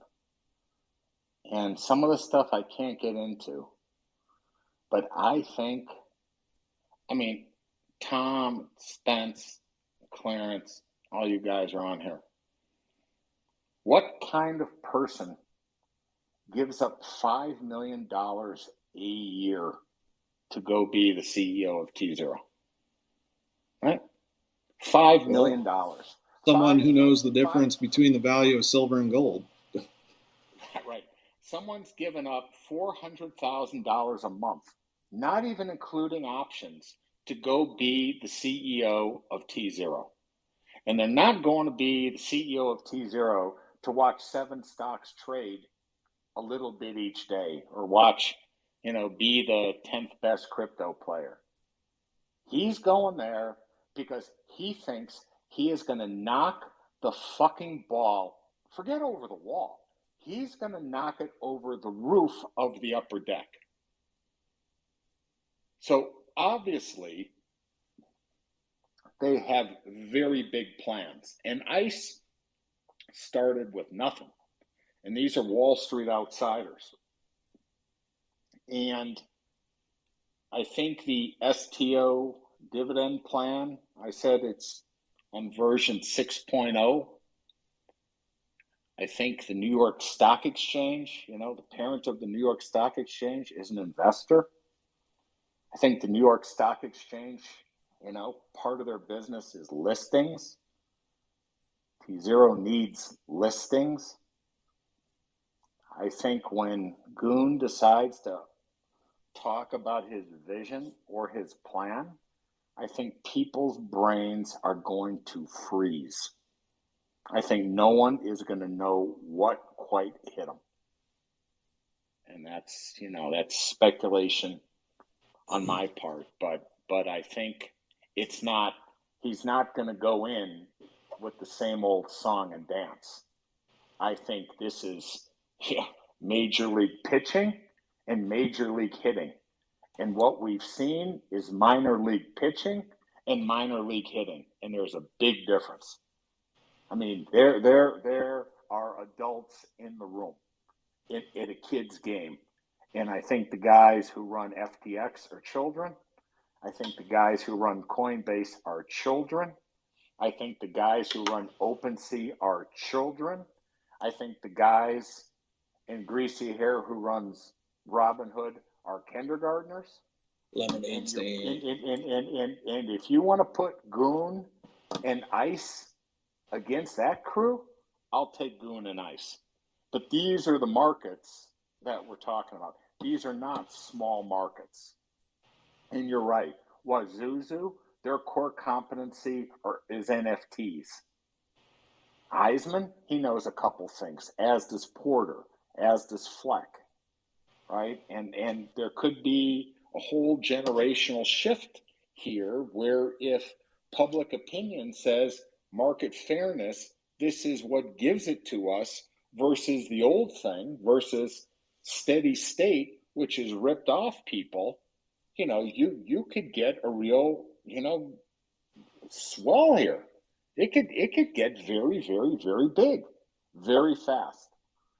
So, that's the plan. And again, I can't speak highly enough of Jen, Spence, and Tara, who've had these calls and who've put up with me in this thing, and all the crap from legacy players who didn't even want to listen to the story. They just wanted to shoot it down before it even got started. And good for you, Jen. Good for you, Spence. Good for Tara. Good for you guys for actually believing that there could be a change, but there can't be a change just by saying buy and hold, buy and hold, buy and hold. What are we going to do? Oh, we're going to buy and hold. CEO Adam's going to save us. Screw that. This is change. Hey, Mark. This Sorry, can I ask this just this a quick is question? change. We gotta stay in line with hands real quick. We got Asian G. If you want to go. Hey guys, how you doing? Good. What's up, man? Hey, thanks for taking my call. Yeah, I just wanted to had a couple of questions. Thanks, Mark. Thanks, Jen. Thanks, Spence, for having these calls, man. I really got into wanting to listen to Tzero and got me more interested in when Mark was bringing it up a few months back. Didn't know anything about it, and yeah, I feel with market fairness and how they're just fucking us, it's bullshit, right? One question is, as a retail investor into this Tzero platform or blockchain platform, how do we go about buying T0P? I can't find anywhere to go and buy. Is it IPOing? Is it how does that work? Can one of you guys do you want me to explain answer that? Mark? Yeah. Go ahead, J Bro. Yeah, so Tzero has a website, tzero.com, tzero.com. Yeah. And you apply for an account just like you would at a normal broker. Okay. I believe it took me like maybe 3 days to get approved. Tops. Okay. It was Okay. pretty fast. Right. And then you log in with your credentials in Tzero, and you fund your account just like you would any other broker. And then you're able to trade the few tokens that are currently listed on there. And if you'd like, I'll really quickly read it to you because I was already going to be going into my account to check on what happened at the end of the day anyway, because I was not looking at the markets earlier. So you've got Tzero, which is the token for Tzero. Right. You've got Yeah. So I saw that. I just haven't made an account yet. But my question is also on top of that question is, let's say we're talking about Overstock, right? And obviously the CEO of Overstock owns Tzero, obviously partnering it up with the stock market and all that stuff too. When do you think one question is Overstock in as a stock in Tzero right now, and when do you think there's other securities that will be participating in the Tzero platform? Yeah, so Tzero's Twitter account, I recommend following them. They're apparently planning to make announcements on Thursdays of stocks or of tokens that are going to trade starting the following Tuesday. They made a tweet about that not too long ago. And then on top of that, Overstock is traded on Tzero through their STO OSTKO. So it's just like OSTK, but it's OSTKO on Tzero, and that's their STO offering that they did. And I don't know exactly how they did their split on that. I'm sure Mark knows that a little bit better than I do in how they implement it. Is that preferred shares, Mark? That is the OSTKO preferred. The OSTKO preferred. So that trades there. Yeah, that's what it was. I thought I remembered something like that. Right on. Well said. I'm gonna have to snip that portion actually for the basics of what we should have started at the very beginning of the call. So good question, Asian. Thanks, man. Sorry if I get you guys out of order. Let's go to Steve, then we'll do Brick, then Murph, then Jen, and then Devin. Is it Devin or Divine Bad? So go ahead, Steve. Cool. Thank you guys so much for running this. Really informative. Been following pretty much everybody on stage for the last couple of weeks. So kind of piggyback off of what the Asian Gia just asked. So as far as, between Overstock, Tzero, Iced Tea, like, what do you think as far as like a, I guess dollar cost average approach goes, is like the best kind of exposure? Obviously, every kind of, thing is going to be different here, but Tzero seemingly with the even just limited availability of it only being available on its site seems to have like the most obvious upside. So I guess, is there any thoughts or comments on what, kind of treating all of these at the same time, what that exposure kind of looks like for everybody? Sorry, but I didn't make sure I asked that okay.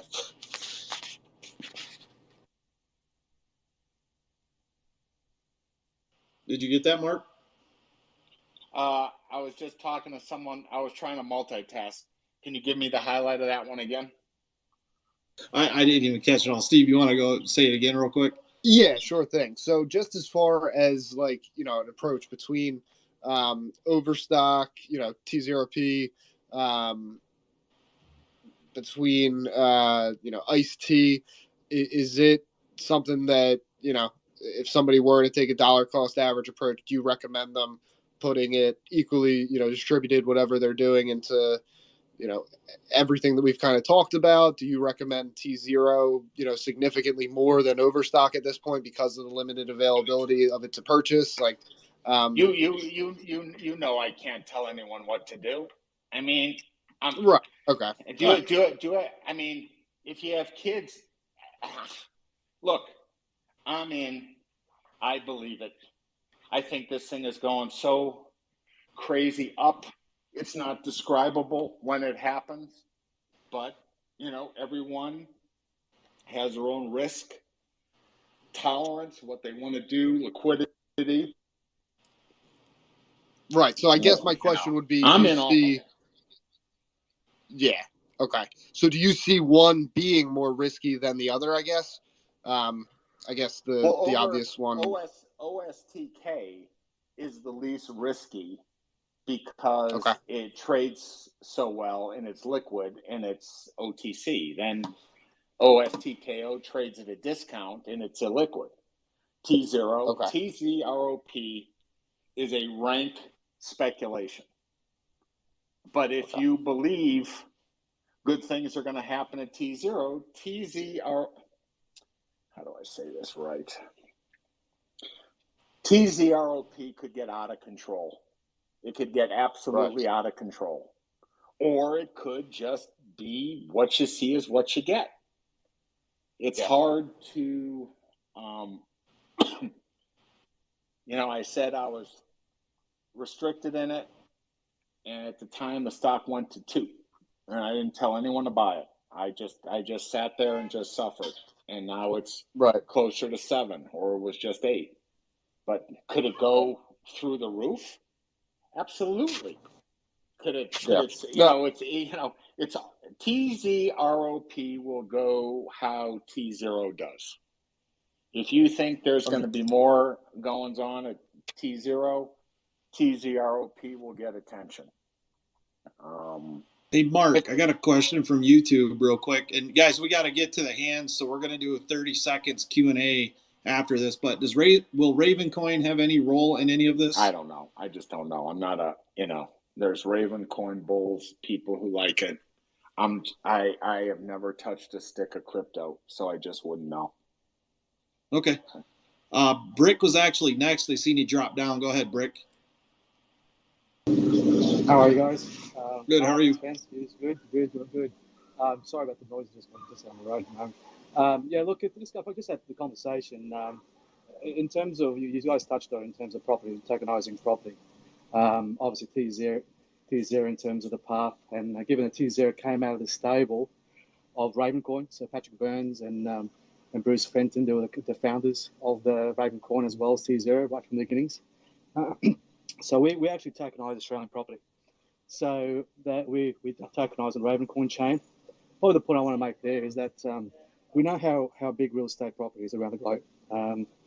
And that the path where things are going with tokenizing real estate is massive. So we know what that's going to do to the whole blockchain property tokenization. Tzero is obviously very bullish in terms of tokenizing and tokenizing real estate. So if I can just sort of hint in terms of where activities are going from a property space on Tzero is really unlimited. And I love your passion, Mark. I love your passion. I wish there was more like you to try to actually articulate to the world in terms of what blockchain and tokenization is going to do for the future in terms of retail investors. Because again, this is what it's about, is providing access to anybody around the world to be able to get, in our perspective, to get into real estate property. So if you guys want to know what's happening in Australia, we actually are the first in Australia to tokenize Australian property. So if you guys are interested in terms of what's happening in that space, have a look at our project, have a bit of a squeeze and be informed. But from a Tzero, it's really unlimited. Our long-term goal is actually to list on Tzero in terms of our property token series. We're taking little steps. We looked after by DigiShares, which they're the global providers in terms of creating the platforms for tokenized property in particular, but you can tokenize that thing really. But so they're about to launch a secondary market soon. So we actually go on the secondary market to provide a bit of liquidity. And then the end goal is actually Tzero, because again, they'll take things to another level in terms of liquidity. So just sort of my 2 cents worth there, Mark. Thank you for having me speak. Thanks, Brett. Appreciate it, man. So just to follow up on that. So this guy's down in Australia, and he's talking about property, and someone talked about sports teams, or wouldn't, Rich said, wouldn't you like to own a sports team or a private company or a film library or a music library? It can go as far as your mind will take you. And if they execute properly, this is ICE and Tzero, or ICE-T as I call it. If they execute properly, there's no reason they can't have thousands of listings on this thing. Thousands that would trade 24/7, 365, same-day settlement, no fuckery, no synthetic shares. It would be what it is. And this is just the early stages. Because if it could happen in Australia, it could happen in New Zealand, in Africa, in Europe, the United States, Arctic Mexico, aka Canada, it could happen anywhere. So just because it's new and just because people aren't used to it doesn't make it wrong. Doesn't mean it won't work. And what it for sure is it for sure is not a gimmick. And don't think I will ever forget that Dave Lauer calling Tzero a gimmick. I will never forget that. And go ahead. Sorry. So I got one more question on YouTube, and it says, can you ask Mark if he thinks that GME is kind of looking to do this on their own or something similar? Well, everyone said, some people said I took the idea to GME and they said no. Well, that's a complete lie. I never took it to GME. But what ICE-T is doing, right, has jump shifted GME to make whatever GME was thinking of completely irrelevant. Because GME has zero, Z-E-R-O, core competency in exchanges, in this business, in how to put it together, in FINRA, in SEC. They have no business in this business. So now that you have Tzero and ICE, why would GME attempt to build their own, which they haven't been able to do, and then go to the SEC and FINRA to get it approved when this thing's already approved? GME is going to go knocking on the door to ICE-T. So, they moved GME $2 to $3 billion when he said he was going to do it, which is just all vapor. It's all bullshit. He has when he says he's going to do it, what's his name? Ryan Cohn? Is that it? Yeah. Cohn, yeah. Yeah. When he says he's going to do it, someone should say, well, who's going to do it for you? Chuck E. Cheese? Who's going to run? Who's going to run the exchange for you? Who's going to go get the SEC to approve it for you? Who's going to put in the trading platform? What's the point in putting the effort and money in when you can just list? Exactly. Why wouldn't he just go knocking on the door to ICE-T and say, we want to play? How about we invest in this thing? How about we're your first guy? Yep. You know, and which again takes me back to where we were with Adam Aaron. You know, what more could I have possibly done to that guy? I put it out there, explained it, walked him through it, the whole thing, and he Well, just shits all over me, shits all over the idea, and sells a shit ton of stock. here's my question on that, Mark. Could they have made an STO without having any impact on giving a dividend or even offering a dividend? Because they still have listed and made a security token of AMC. All they had to say was, this is a credible idea and we're looking into it. That's all they had to say. And then reach out to me and say, I want to sign an NDA. I don't want you talking about it anymore. How do we go about doing it? I mean, I sure had my mouth shut on Tzero on ice, you know, but when the guy then goes and tweets out, you know, the bullshit he did, you know. Yeah, that was interesting. Yeah, interesting. Yeah, that's right. That's one word for it. Hey Mark, hey Mark, can I just make a suggestion? Mate, I love Yeah. your passion, as I said, mate. And I think you can't get caught up with those negative people, because at the end of the day, mate, for that one guy, there's a million out there that are actually just basically waiting on every word and education that you're providing, your passion, mate. Like I've had so many negative people in the past. You just got to put it behind you and focus on the fucking thing you can create and can control and have an influence like you're doing, mate. I love your passion, mate. Keep doing what you're doing, buddy. I'll give you a little secret. If I can focus on someone who really pisses me off, like he does, or Dave Lauer, it motivates me even more. And you want me as motivated as I possibly can be. So when I bring that up, all the people who say I can't, I won't, it's impossible, that serves as motivation for me to get it done. So don't think when things weren't going tough, right? I wasn't thinking of all the naysayers that I had no choice but to prove them wrong. So I use those clowns as motivation. So believe me, I give 2 fucks of what they think. I could give 2 fucks of what Adam Aaron thinks, of what Dave Lauer thinks. Love any of these guys. I could care fucking less. Okay? Because when it's done and when it happens and everyone sees what the final product looks like, that's all I'll say. Let's go to Murph. He's been waiting for a minute. What's up, Murph? Hey, thanks a lot for taking the question. Appreciate it, guys. This is great. I missed the first 15 minutes, so I don't know if this was covered. If it was, just tell me to screw off and I'll listen to it. I read a transcript from an analyst day back in 2018, and they were talking about, the big opportunity was obviously sort of disintermediating the broker-dealer model and going after the shorting, and then they haven't spoken about it since then. And I just wonder if now that you have real leadership there and somebody who could be a good shepherd for it, if that opportunity could come back to the forefront. Because I thought that was really interesting. It was just that my understanding is it was just tough to get the banks behind you. And then the other 2 questions I have are, has it been publicly disclosed what how Goon's being compensated, and does ICE have a right of first refusal? Thank you very much, guys. To your first question, don't think for a minute that idea of the shorting on the blockchain is over. It was mothballed. I have a feeling you'll hear about it again. Nothing's been disclosed on Goon's compensation. Nothing's been disclosed on ICE's right of first refusal.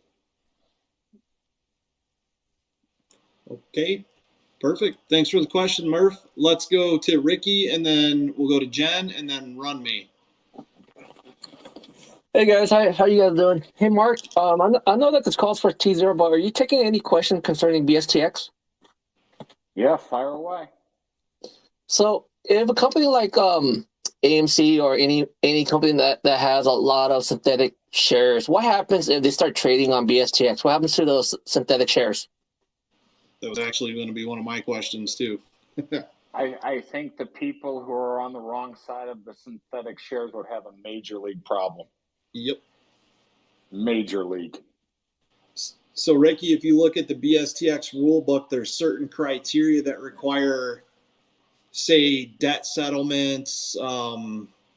You're more or less that if your company has FTDs out the wazoo, you're going to have an issue listing. But I almost think it would probably give them credibility to go to the DTCC and say, hey, we can't list because our share count's so out of whack, like AMC's is, and it could be grounds for a share recall. So it's really interesting. If you go to the BSTX playbook on Google, it's about, I don't know, 100 or so pages, but it's a really good read on listing requirements, the basic rule structure of it and everything. And I'm still looking for the fee schedule. So I think, Okay. we have to see how it tests and what ICE-T wants to make of it. A lot of ways to skin the cat here. That's for sure. Okay, so when the company changes exchange, go from New York Stock Exchange to BSTX per se, do all of their shares have to be accounted for first in order for them to move over, or do they just say, okay, for any new shares being traded going forward, it has to be going through the new exchange? Well, right now, the only things that happen are you can switch from NASDAQ to the New York Stock Exchange or the New York Stock Exchange to NASDAQ, which are on the same system, which you DTCC thing everything over, no problem. No one's ever switched from an exchange to a blockchain exchange. No one's ever. It's the first ever. So everything is going to then get digitized, put on the blockchain, and everything is going to need to be accounted for. So whoever wants to account for the shares, trade the shares, however it goes, I'd suggest everyone have their house in order, because otherwise it could be just a complete clusterfuck. And think of what we see right now with just AMC alone on price spoofing, the share legally issued flow issues and whatnot. When all these trades that they're doing start getting registered on the blockchain ledger and are just publicly available, recorded with serial number, it's going to look really strange when they can't continue to do the shady trading practices that they were on the legacy exchange. I mean, what are they going to do? It's all going to be recorded. So it's going to be really interesting to see who lists first. Cool. Thank you for taking my question, Mark. Thank you, Spencer. Have a good weekend. Yeah, man. Jen. Hey, Spence. Hey, Mark. Thank you guys for hosting this call today. Okay, so instead of fighting the current market, we move our shares onto the blockchain, of course, after AMC is listed on it. So two questions here. First question, Mark, would moving our AMC shares onto the blockchain affect the underlying price of said stock?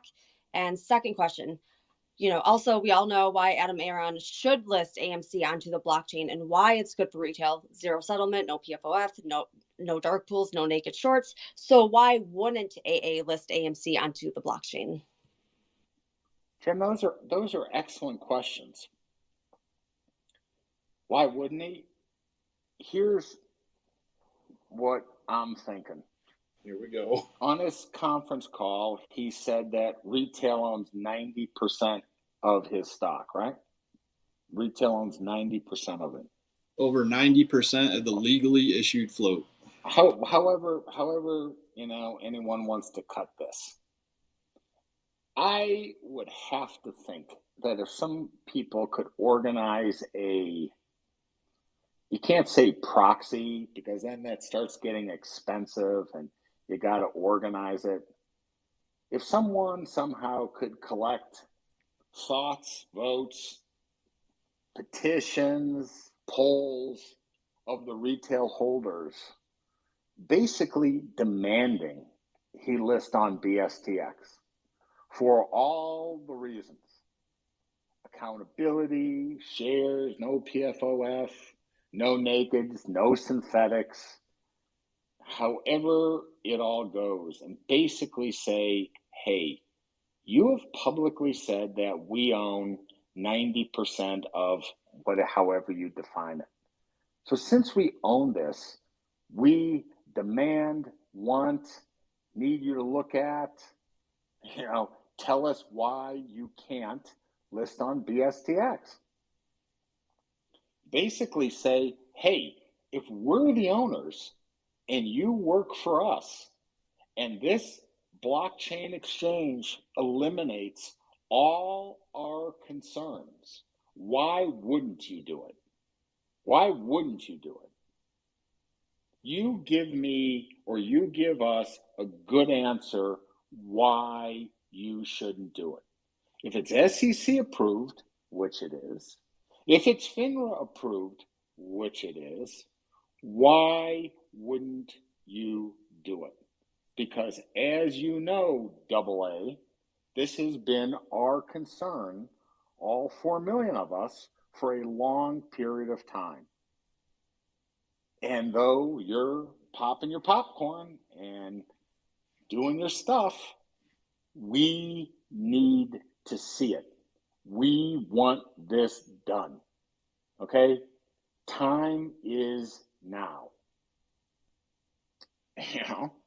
And then Can you let's see think what. of reasons, Mark, why maybe AA wouldn't want to? No, and anyone should ask them. Mm-hmm. However, get them on a town hall meeting, get them on a Spaces call, get them on Fox News, CNBC. Just say, hey, we would like 3 reasons, 3, why you wouldn't list AMC on a blockchain-based SEC and FINRA approved exchange. That's all we want. We want 3 reasons. And then when you can't give us 3, we'll settle for 2. Right? And it being new is not a valid answer, given the fuckery that's gone on with the shares. So I would love to know why he wouldn't. And you asked the right question. Give me reasons why he wouldn't and or couldn't list. And ask anyone, including GME, why he wouldn't or couldn't list. And instead of looking for reasons to shoot it down, since we own 90% of the company, you tell me why we can't do this. Just tell us. And, Thank without you. I appreciate that. without using words like it could be illegal or it's new. Of course it's new. Crypto is new. If he's willing to sell tickets for crypto, why wouldn't he try this? Let's sorry, go ahead. Here and now, the stock is 16. We all suffer from this problem. This problem hasn't gone away. If anything, the problem's gotten worse. No matter how much we huff, puff, talk about it, it hasn't stopped. Along comes a way for this shit to get solved. We demand an answer. And if the answer makes sense, fine. But if the answer doesn't make sense, we have a bigger problem. Rather than, oh, it could be illegal. Oh, it exposes the company to liability. That's just a bunch of fucking bullshit. It's bullshit. Because there's a guy, right, who I happen to know who's walking from $5 million a year to run this exchange. Who walks from $5 million a year to maybe make 1/10 of that in salary to run this thing? If you don't think you're absolutely going to kill it. Let's break into these last 2 hands. I know Vinny Bad, Divine. Well, how do you say your name, man? Sorry you had to wait so long. It's just Danny. It's an upside down A. I got you. Go ahead, man. Yeah, I've been trying to sign up for Tzero for a couple of days now, Mark, and it's saying that that Canada's not supported as a brokerage, or you guys won't support any brokerages in Canada on the website. Is there any way I can acquire Tzero without actually living outside of Canada?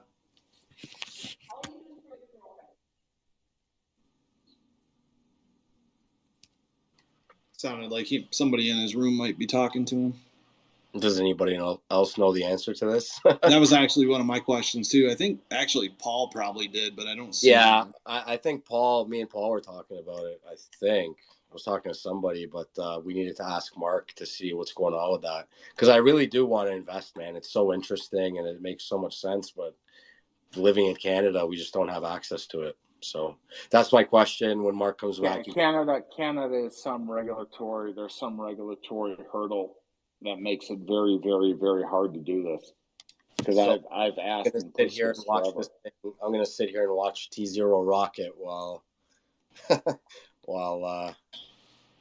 Canada. Let's say that, you know, the TSX owns some BSTX, the exchange, and I'll try it again, but Canada makes it very hard. Yeah, that's willing to allow some apes to put your address in, Mark, so we can invest in Tzero.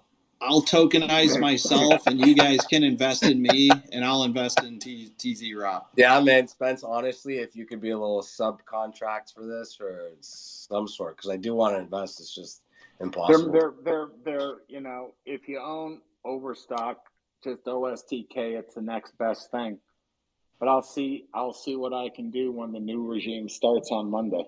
I'll tokenize my Batman popcorn helmet, and that'll be the Tzero.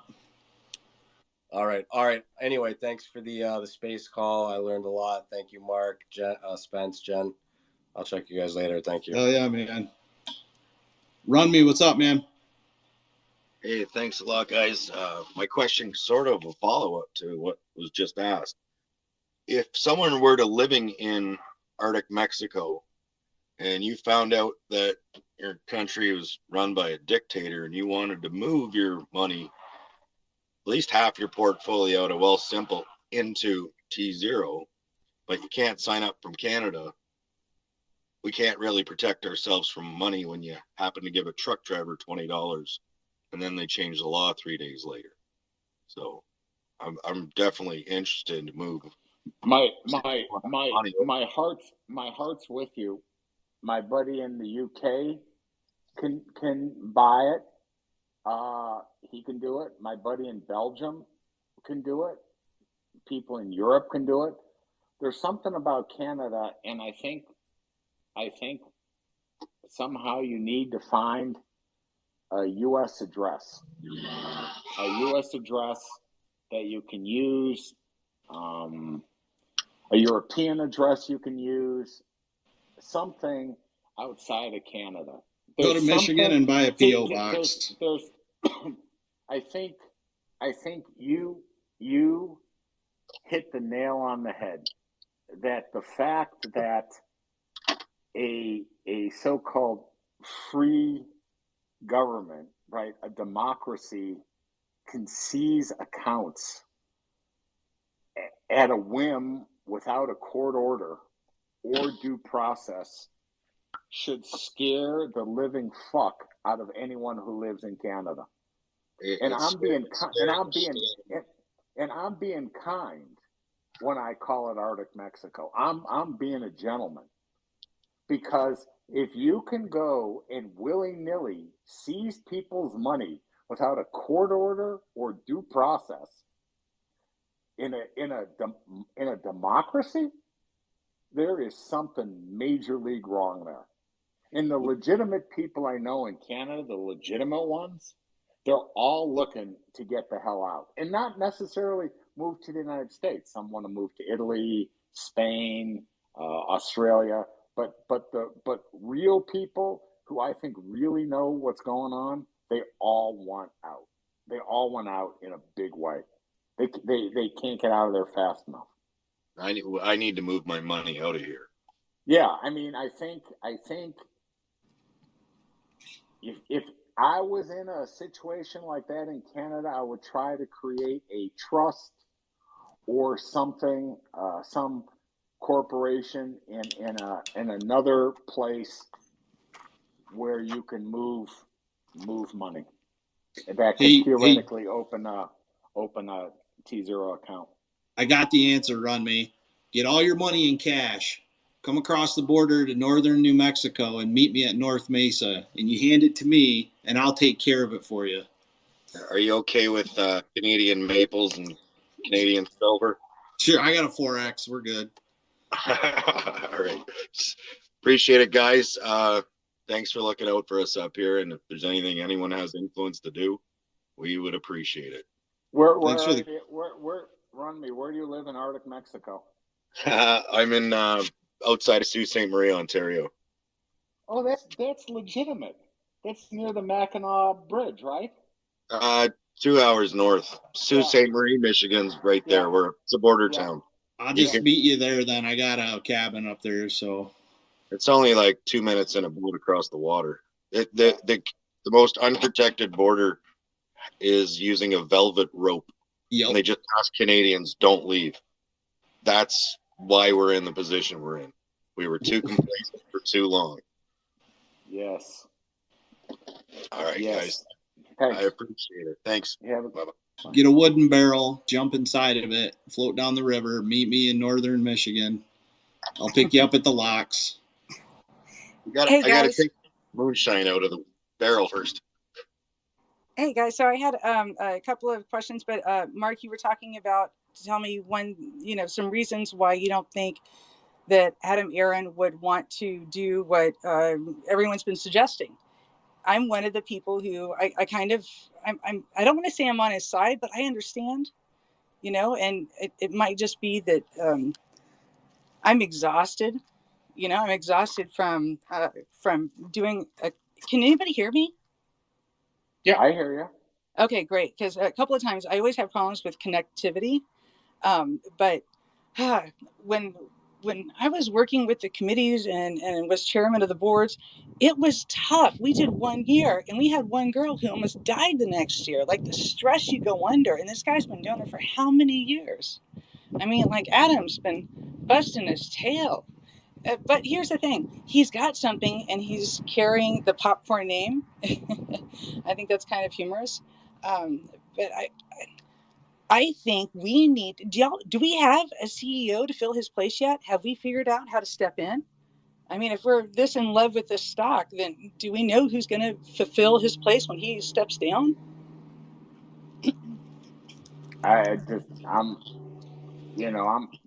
All I can say, Rookie, is I have my Tzero hat on right now. I'm not, I'm just trying to respond to people ask.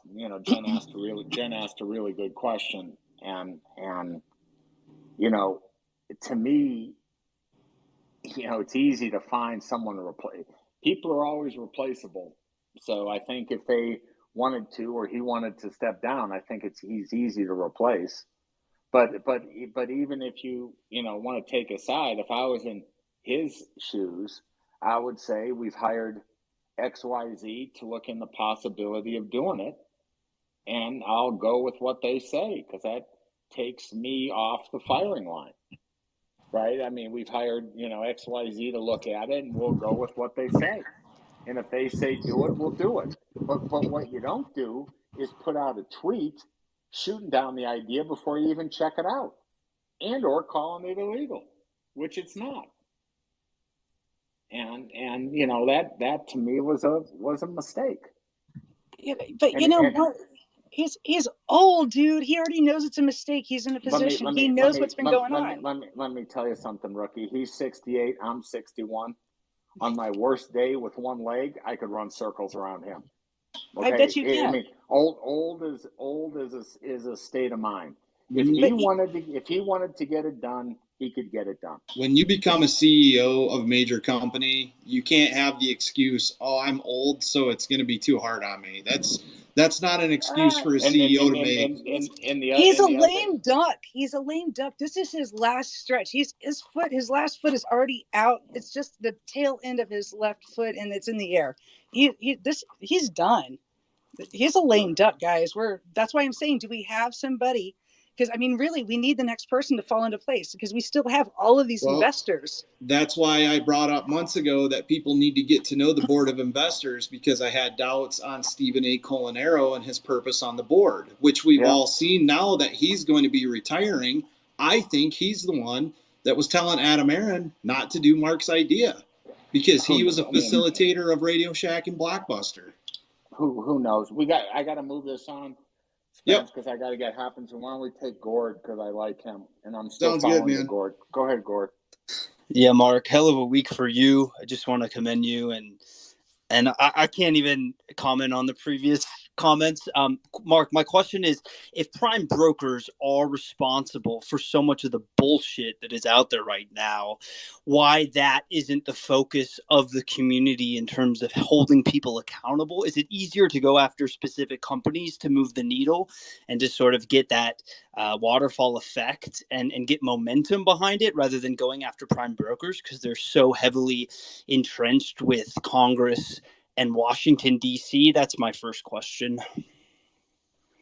Well, I mean, I tweet about the Tiger Cubs. I tweet about excessive leverage. I do podcasts on excessive leverage. I do pods and speak and write letters about Archegos, that scam, which the prime brokers were complicit in. Yeah. Prime brokers also had something to do with the buy button being pulled. You know, I can only do so much. I can only fight so many fights. I can only, advocate so much change. And now there's something that can actually execute on change. But the problem is the money that these guys throw around is huge. I mean, these guys throw around hundreds of billions. And this is a big business for a lot of guys. So they're not just going to roll over and say, "Yeah, you got us. Let's go do this." They're gonna put up a fight, and they're gonna lobby and pay senators and Congress and this, that, and the other. And it's a bitch. So again, what do I say? I play to win the game. So I'm trying to play games. At least I got a shot at winning. I can win Tzero. I can win Overstock. I can win handily. You can win. But fighting prime brokers and the likes of Citadel with no help is very, very hard. That is a hard, I can fight Arctic Mexico. But fighting those guys, that is just a fucking bitch. So what's your next question? My next question is, with the Tzero platform, do you need a prime brokerage if you are my question is can that eliminate the middleman aspect of the equation? And obviously there is more transparency, but would that also enable more power back to the shareholder or to the investment firm, not having to go through an intermediary? Is this another feature of Tzero, or am I totally off base? Total feature. Yeah, and you also have same-day settlement, and there's no screwability going. It takes things down to the roots. So, it's just, everyone just needs to give it a chance. And look, let's see what Goon and Ice have in store. I have a feeling people will not quite know what to do with themselves. But that's yet to be determined and seen. Great. Thanks for fighting the good fight. Have a good weekend. You too. Gordon, your headline title in your profile really plays a trick on people. Well, there's certain actors that I am not aligned with, but I will let those biases by the wayside for this endeavor, if that makes sense. Cool. Real Tell, man, what's up? Let's make this our last take for the evening too. Thank you, Spence, so very much. I'll make it real fast, okay? Mark, it's up to you, but you're having a great day and a great weekend. Real quick, Mark, today I watched some nefarious shit going on. You've been doing this a long time with Overstock. Today I watched them, you want to call it spooling and also spoofing, but I watched PHLX, BOTX, and MWSE throw up big walls of 25, 30, 35, 36,000, be like 360,000 on the bid and ask. Keep it right between there. Mark, would blockchain stop this nefarious shit? I mean, because they're putting up walls. That's hard to come down. It's hard to beat that.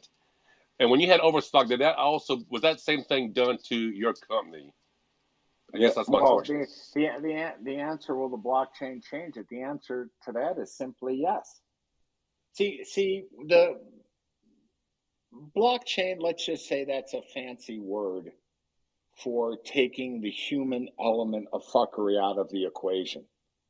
When you put things, when you take human error out of the loop, where people can do illegal shit because they're paid ridiculous sums of money, that will then make the markets work automatically by design.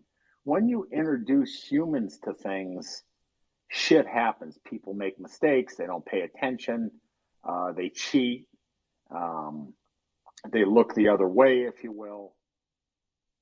If you put it all on the blockchain, the chance of fuckery is zero on that. Zero. So that's a huge plus.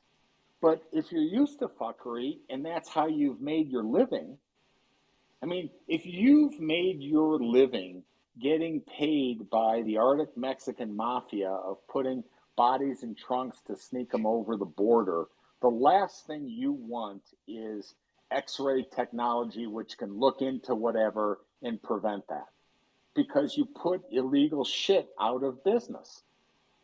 You know, Right. it used to be the only way you could make sports betting was through a bookie, you know, or the mob.